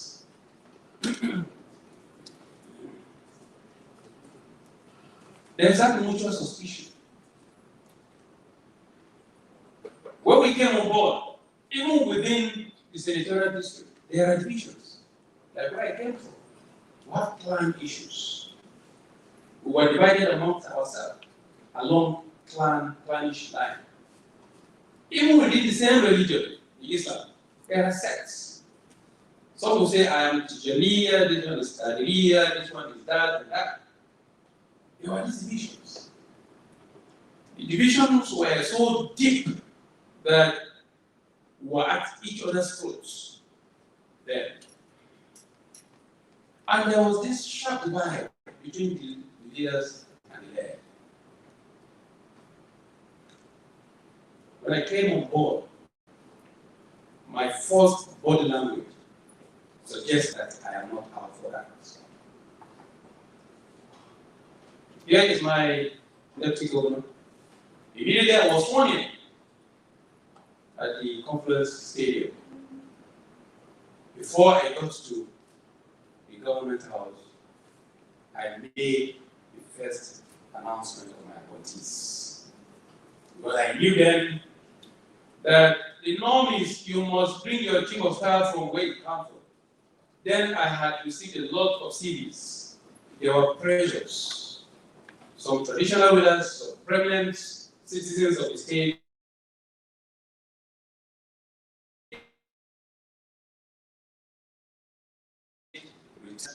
Big men who have a lot of outside the state. If you want to know our big men, one day there was an occasion we were going to organize, they will come, you'll see our big men. Very influential, including Otutoji himself. There was so much pressure about who should be your chief of staff, who should be your engineer, who should be the chief of staff. And I had already prepared my mind what I was going to do. Because I wouldn't want to be led into something I don't believe in. And I wouldn't want to be, caged and be, enveloped. And then I won't have any say.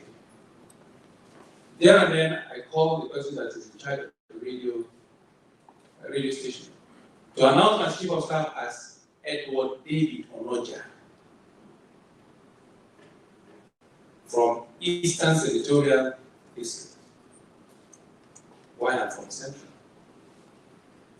A devoted Christian, while I'm a devoted Muslim. I announced my chief press secretary, who will be my mouthpiece, from the Western Senatorial District, an evangelist. And I announced my SSA media, at least to balance it. From my senatorial district of a different local government. Before I arrived, those that were waiting with their CVs, ready to, they simply asked me that they had an announcement. What is that? Is that the true position? I said, yes. That is the true position. And I didn't give anybody any room to interfere. So from the very first day, we had our core values. And we have our taboos. Judging from what was happening then in the state, infrastructural decay and what have you, mutual suspicion, all that have been mentioned, either by the prof, were existing here in Kogi State. It was so entrenched, so deep-rooted So, and I simply make sure that up to this moment we follow those core values and we have abhor those taboos. And what is the first core value? Character. Those who will serve along with me to serve the people must possess upright character. You must have capacity to serve, irrespective of where you come from. I don't care. Do you have the capacity to serve the people? It will interest you that even those from outside Kogi State are serving with us today, even in our cabinet. I have Igbos in my cabinet. I have a Lagosian. I have somebody from Ogun State. I have somebody from as far as Borno State. I have Kaduna people here. I have Benue people all around. So long as you have the capacity to serve, please, I hunt for brain and talent and the capacity. And then, who is ready to serve selflessly? These are the mix we put together in Kogi State. And what are our taboos? We mentioned earlier, still by the prof. Ethnicity, religious differences, and class difference. I don't need to go into the details. I ensure all these things are our taboo. If anything, we make sure we identify them and make them to be part of our strength. We ensure that our appointments balance. No local government is not represented. No local governments that are not feeling the impact of this government. In fact, as a matter of fact, our first term, we debated mostly to serve the people from the rural areas and the urban. Despite the paucity of funds and all the challenges we faced in the first term. So, my dear brother, the nation requires a unifier today. This country requires who is coming to practice this mix as we have it in Kogi State nationwide to avoid mutual suspicion. So that we all have the same sense of belonging. Today in Kogi State, you can't say this one is an Igala man, this one is a Koku man, that one is an Igala man. It's not possible. It has been demonstrated severally. And that is why even in our last party congresses, it was so smooth. You can't hear any parallel congress here or there. Because naturally, of course, water will find its level. I don't have to interfere or intervene. It was equally evident in our last elections, where for the first time, that's never happened in the history of the state, where APC swept all the seats in this House of Assembly. And then we recorded a major feat in all other elections. Today in Kogi State, every citizen, I am happy that you are now a proud citizen of Kogi State, unlike before. It wasn't so before. You can attest to that. It is because you know that there is a sense of fairness, equity, and justice. It is because you know that our state is likely secured and safe. Because today you are proud of Kogi State. Once all of these are mixed in the country, we will all be proud Nigerians. Unfortunately, we have leaders who today they are national leaders, but tomorrow they are regional advocates. It's unfortunate. I think it's good you continue to tell us, where did you mix it? Where did we get it wrong? At what point? And once we realize, what do we do to come back to our old good days?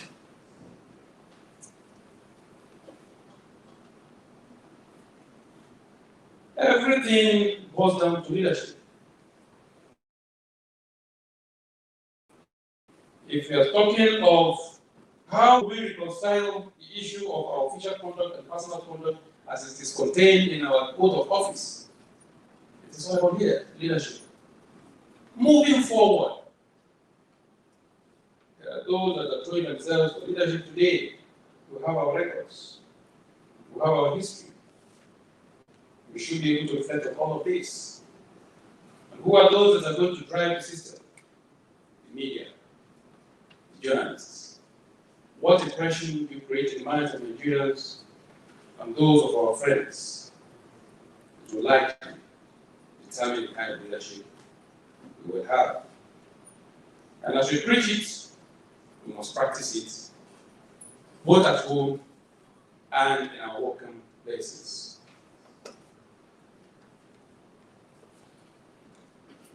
Now, we're talking of the federal government and state having first share or share of the national cake, and you want the press, which is the fourth essence of the realm. I think one of our sisters, requested for that. But it would have been nice if they're equally a partaker of the national cake. But don't you think the voice of the media will be suppressed? But they say you dictate the tune, you pay the piper, dictate the tune. You see, let me tell you something. Today I'm in government, I'm here. If I pay you, and I am bad, and you know a lot of this happens, there are certain things you can never report.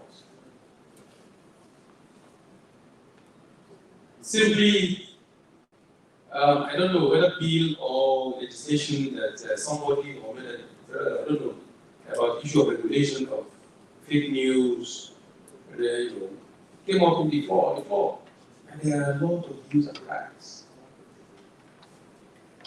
So if you are now in the coffers or in the purse of the government, there's an extent to which you will be able to have your voice.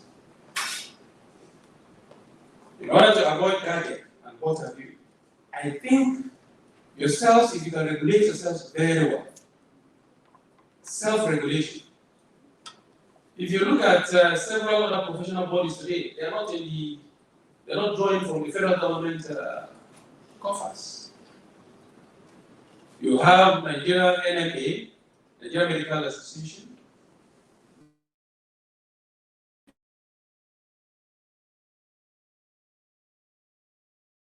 You have engineering, that is current, BA, and several others. But they are self-regulatory. But media is so powerful. It's so powerful. Anyway, I think I still have a lot of comment on that in just a few minutes or a few hours from now. So I think it will be well addressed in that.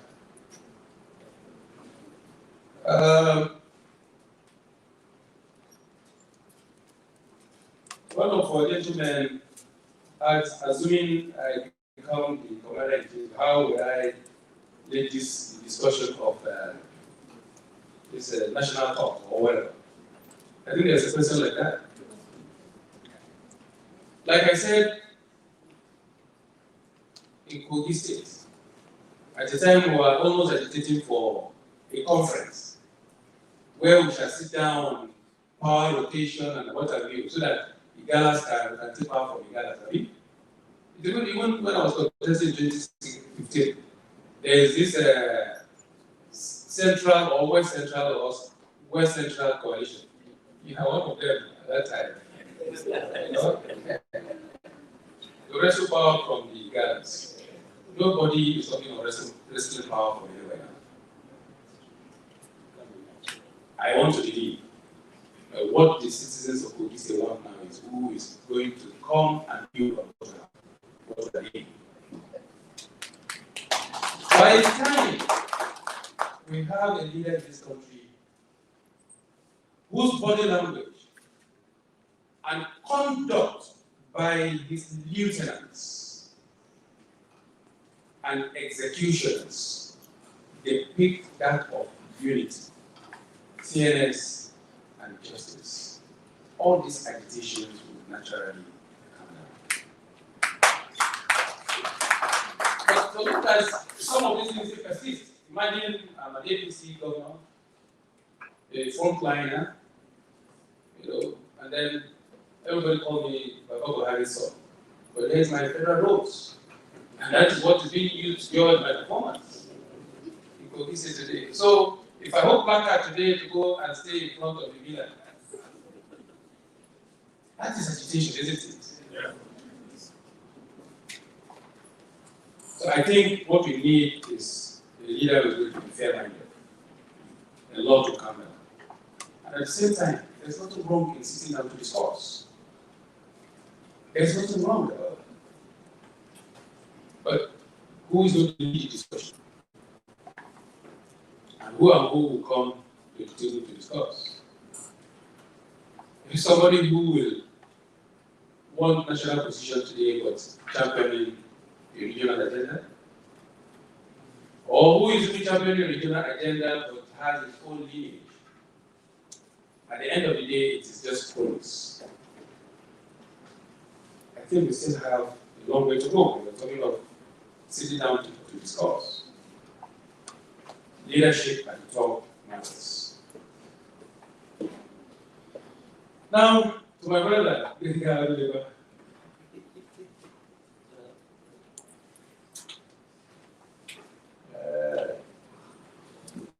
yes, I led the mobilization and sensitization of members into a great party, and I've recorded that number of membership so far. Well, if some people are saying APC have failed, well, I think that is their own subjective thinking or perception. It's subjective because it will interest you. I mean, how would you say that somewhere is bad and then everybody is still treating it there? I don't know how to place it. It is not only membership that we have registered this much. Even leaders. I did mention that governors will join us. Today we have governors from PDP that are joining APC. We have senators. We have reps and assembly members, both serving and past, that have joined us. This accounts for a kind of leadership we have in APC once again. Mr. President will make sure that you have a voice. Mr. President will not stifle you. Our party have one leader. And the leader of our great party, the APC, is President Muhammadu Buhari. Considering where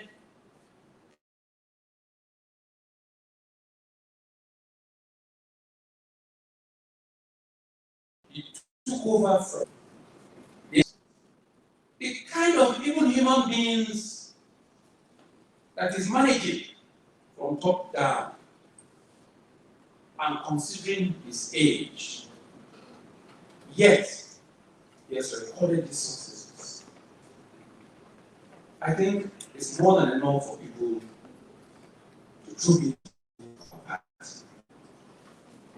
It's the only party that has given voice to the younger generation, the only party that has given voice to the women, and have given recognition to people living with special needs. Mr. President, despite the vote he recorded from the various segments of this country, he ensured that even appointments are distributed evenly. In fact, in some cases, we felt even those of us that are closer to him were even being marginalized. Because how will you place it? That our performance in 2015 and in 2019 will warrant Minister of State twice. Meanwhile, there are states in this country who did not give him even 25%. They are not just having grade A ministry, But they're having 2 ministers and other appointments, boards, agencies, and parastatals. But because we believe in him, we believe in his leadership, we have to follow him. These are the qualities. On one hand, you can criticize him for not carrying, let the winner take all. But he said, no, the winners cannot just take it all. This is one Nigeria. So let everybody come on board. This is exactly, and several other qualities of President Muhammadu Buhari that some Nigerians don't know. But when they come to realize it, they become his ardent supporters. I'm sure you know there are those who are on the other side and they were throwing stones at him. Today, they have turned to his disciples. If you don't come close to President Muhammadu Buhari, you will know who that wonderful man is. And that's the kind of person we have as a leader in this party. And because everybody knows that Mr. President will not impose a candidate on the people. Because everybody knows that Mr. President, if you win your election, you make sure that you are declared. He has practiced it several. The election of Obiano second term, and several other isolated elections. In fact, Mr. President was even preparing for the swearing in of our governor-elect in Bayelsa. Advanced team were already there. And the Supreme Court decided otherwise. I think even some of us that are in the hall today will not take that. You will want to stifle judiciary and what have you. This is Mr. President that has granted autonomy to both judiciary and the legislature. Mr. President has even given everybody the freedom to say whatever they want to say. I'm sure there are people, certain set of people that will be commander-in-chief, and you can't even shout in your enclave. That's happened in this country before. So to a very large extent, Mr. President allowed us to air our view, have our way, so long as it's within the confines of the law. These and many more that have executed are attracting people into the party. All we simply do, or all we did, was to simply re-echo and remind Nigerians about what Mr. President stands for, what APC stands for, and then it attracts a lot of people. Even the opposition who are not in power today are imposing. But here in APC, we don't impose, we don't stifle. So my dear brother, you want to know how will this impact, or you want to know my intention about 2023? You want to put hand in my mouth. If you answer that, I think God will, you have to be very careful.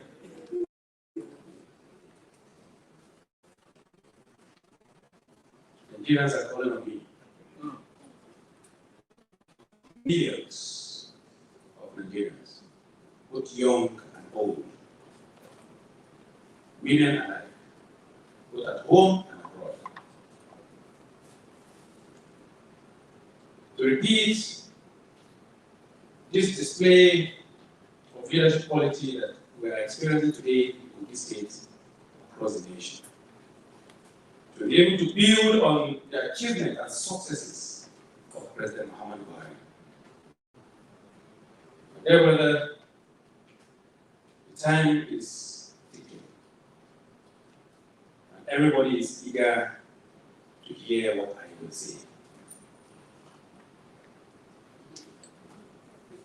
I will say very soon, I am going to give a definite and affirmative response to that question. However, I will not disappoint Nigerians.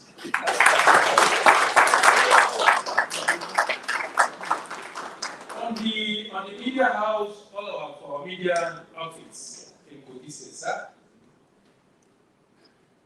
I think those of our team that has gone around to visit project sites will come back with a testimony that our flagship media house, the graphics, that used to operate from, let's say, more or less like 2 or 3 bedroom office. Today it's housing an edifice.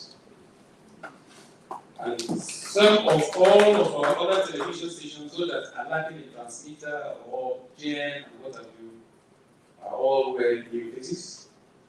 And also, we are injecting new and capable hands to drive the system in these various media outfits. My dear brother, H.E Alh, I sincerely appreciate you. Sometimes I get confused. I don't know where you come from, but I have always, the only consolation is that I know that this is a true Nigeria. Because it is speaking Hausa and speaking very fluently. Igbo language very fluently. Or Yoruba speaks very, very fluently. Sometimes, even if he's speaking Igbo or Igala, he speaks it very, very fluently.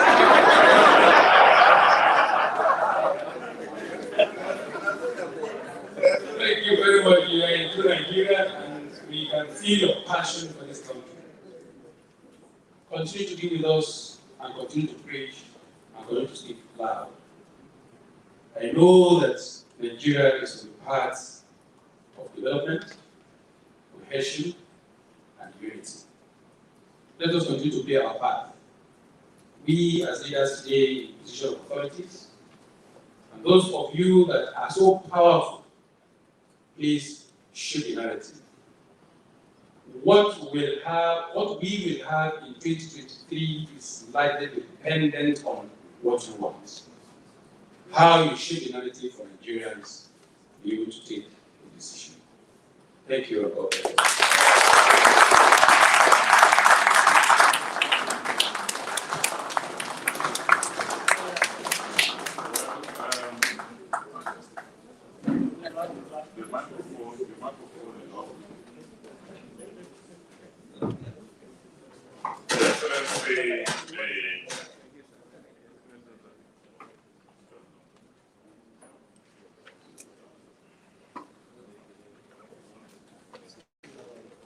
Your Excellency, Governor,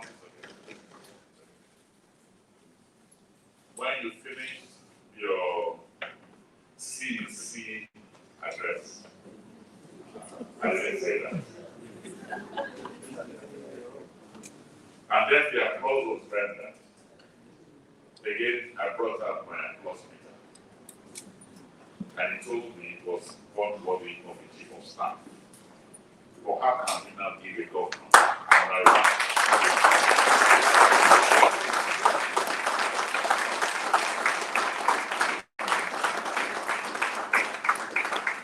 Thank you very much. So we'll quickly round up this. Let me invite the former MD of Radio Kano, the member of the Board of Trustees of the Nigerian Media American Award, to quickly do a short vote of thanks. And then we'll all go to the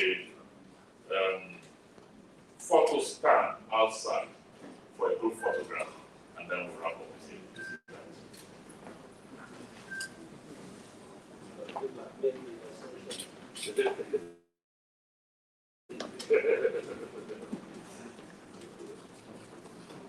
Your Excellency, the Executive Governor of the state,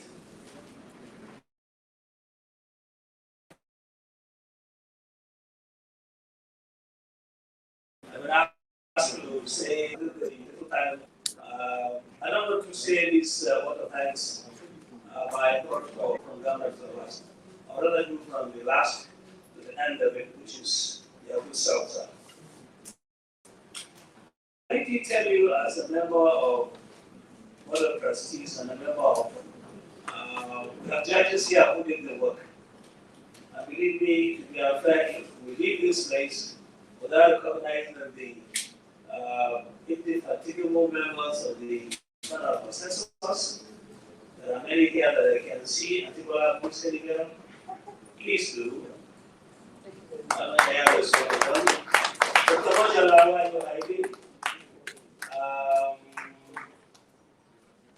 haven't seen many of them.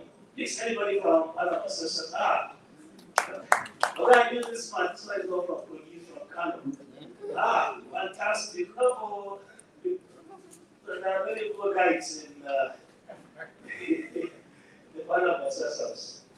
Honestly, sir, these guys spent sleepless nights to assess this awards, or these entries. And I'm sure tonight we have a lot more. If I were to tell you, the chief administrator, many, many years, I've worked with him for about 25 years, and his dedicated staff. I swear to God, sir, some of them sleep in the office. In fact, one time I was worried whether Mrs. Akeju was doing this Akeju, how she doesn't get another husband. Seriously, and I'm telling him that I think he needs to take care of his wife very, very seriously. Maybe also take this singular honor and privilege to have the same vision about for a very long time. Because my mother was all the bishop, Prince Malakilo, you better listen to me, I'm not here, and many of the broadcasters are here.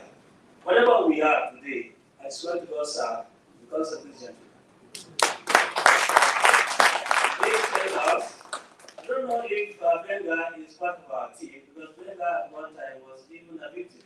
He was so popular, his management removed him, he didn't know we know. But he's built another case for himself, and I wish you all the best. So, sir, let me thank you, admirable wife, and because of you, I swear to God, sir, for the last 25 years of my life, anywhere I step my little right leg, my wife is on my second leg. But she will attest to that. Anywhere I go, anywhere in the world, I carry my wife around. And most of these guys are not coming up. So they didn't know we learned from you, sir. So, sir, on behalf of Dr. Adamu, your colleague, your friend, your brother, all of you are special human beings. You wouldn't know this man was our father. He taught us all. He's from Bauchi, but I never knew he's from Bauchi until much, much, much later. I always believe he's like, I'm a man. Because he trained my governor, he trained all of us. He started land publishing company, of which Mama became a managing director of that. So, sir, madam, I swear to God, I don't know how to come on and say thank you. I would have brought whatever food from Kano. But I'll find time now. I have a very good governor to review. Thank you very much, sir. The next stage, of course, is my colleagues in the Media and Medical world. We went through difficult times to get here. And I must thank the perseverance for getting you to agree to host us. And I'm very, very happy that I'm here in Lokoja. Many of my colleagues were skeptical to come because they don't know which emphasizes there is some better lack of information for what you, your government, and your people are doing, honestly.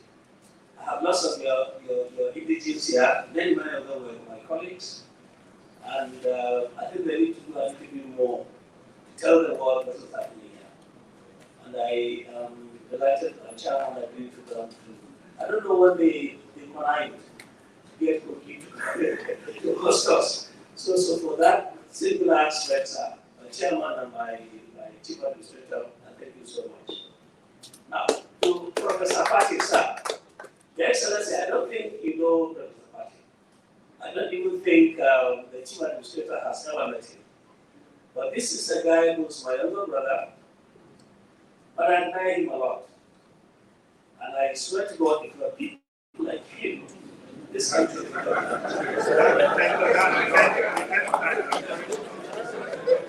So you know why I'm saying this, Your Excellency?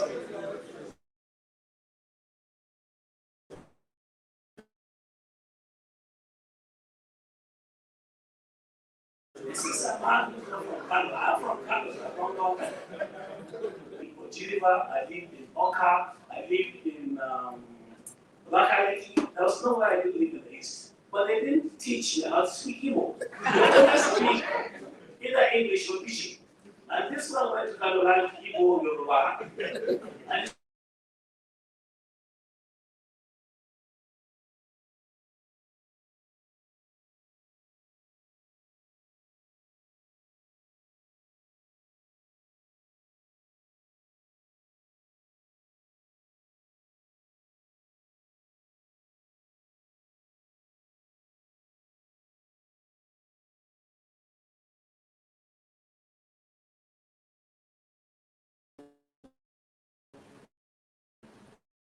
don't want to allow the other ones to go. So please, if you can, encourage him to continue what he's doing. I've already spoken to the chief administrator and I'm happy. Professor Abate, I'm happy you're here. Find a disposition, I will scoop you and bring you to Kogi so that you add a value to the state. So before I say that about you, let me say thank you, Deputy. It's somebody I admire a lot. You know why? This is a very simple deputy governor. I've never seen anybody so humble. Maybe he got, I don't know, influenced by you. Because you are a governor, but you are a governor of the young. I'm older than you, and I'm proud of you. Because if this country will change our attitude, all these old men that you hear, don't like the governor Yahaya Bello, the white lion, am I correct? It's because there is general malaise and lack of education, lack of exposure. And believe me, Deputy, I pray to God that He will step into your shoes and go along to work. And I think about it. I met you yesterday, but I think excellent. So your team, I swear to God, you have.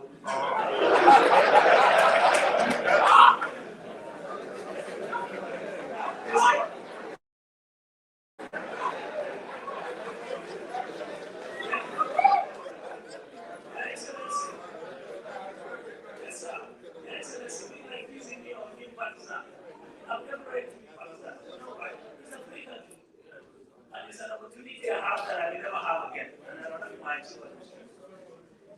Sir, I don't know how to describe you. But I love about you, but there's another one that I don't know about you. But the fact that you asked us to come to Kogi is an excellent decision. And believe me, for you to even bring my other bishop and Mrs. Lejuapo, I think to me you are a very smart man. Very, very smart. Very, very, honestly. I've been watching you on TV, on social media, and blah, blah, blah, blah. And what you're doing, believe me, continue with it. I won't say nothing if the enemy wants to thank you and like the name, but I've been asked to say thank you very, very much for. It's an opportunity for me to also address some of my colleagues who are in the media. You have some of them that are independent, there are some of them who are not independent. I'll say this honestly, you can quote me. I'm an individual, I'm not Governor Yahaya Bello. All right? I'm an individual citizen, a right of expression. Sir, before I take my seat, somebody I can remember, Senator Kamuga was my governor, a very good friend of mine, told me that you have about 20 sheets to address the governor, and today God has given you that privilege to address you. I have 3 personal requests. 1, please, sir, I'm a sports guy. I love it. I want all over this country because of sports. Get us a team, a national team in Lokoja. Develop sports, build a stadium if you can in the next 2 years before you leave. That's my word request. Number 2, we have done, the chief administrator told me he went to a million houses. I haven't been there, so I can't tell. But they confirmed you have done a wonderful job. So that's not part of my request. We can build an airport if you can. We have discussed that we have potential for whatever the other guys are asking you. And then the last but not the least, as you agree, this is my personal one. Irrespective of whatever anybody thinks in this country, as you agree. And at this point, I thank you sincerely for the opportunity to say thank you, thank you.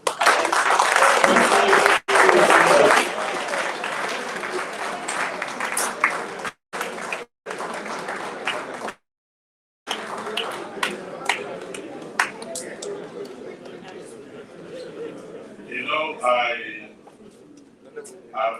every word of his vote of thanks. You know why? Because I swear to God.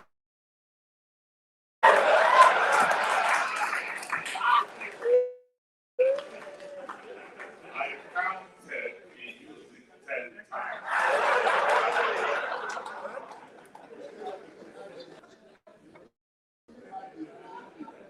Okay, believe me. Okay, believe me, was used 15 times. But then the last part of it that makes me happy is that he said he's a sportsman. And I just checked my phone now, and Arsenal won away.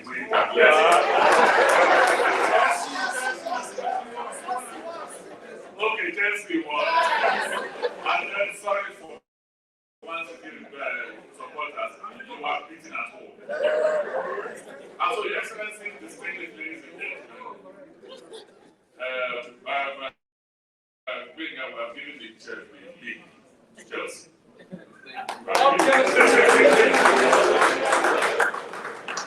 Let me thank all of you. This is how I will start the evening event, which is actually the reason why Obi is hosting. It's at 7:30. The man that did the vote of thanks said, what did they connive?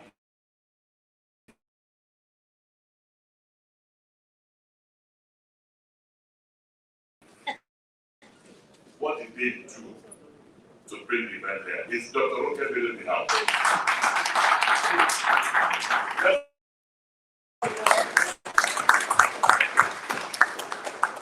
I will not explain why we are clapping for her, but she knows why. And MMA also knows why. But what I will say, the journey for you is long. The governor has in his hand, in this lady, a chair.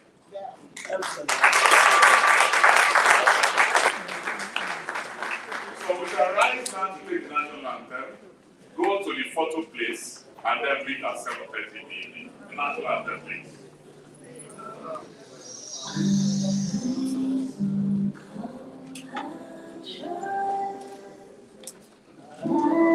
Nigeria's gone away to summer fatherland with love and strength.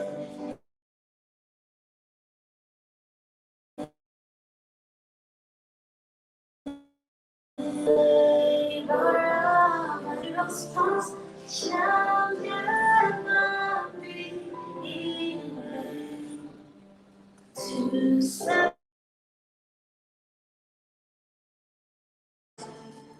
one nation, one freedom,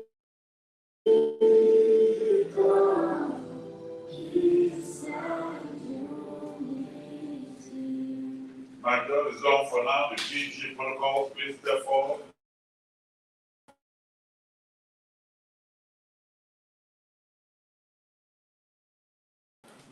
Take us to the photograph.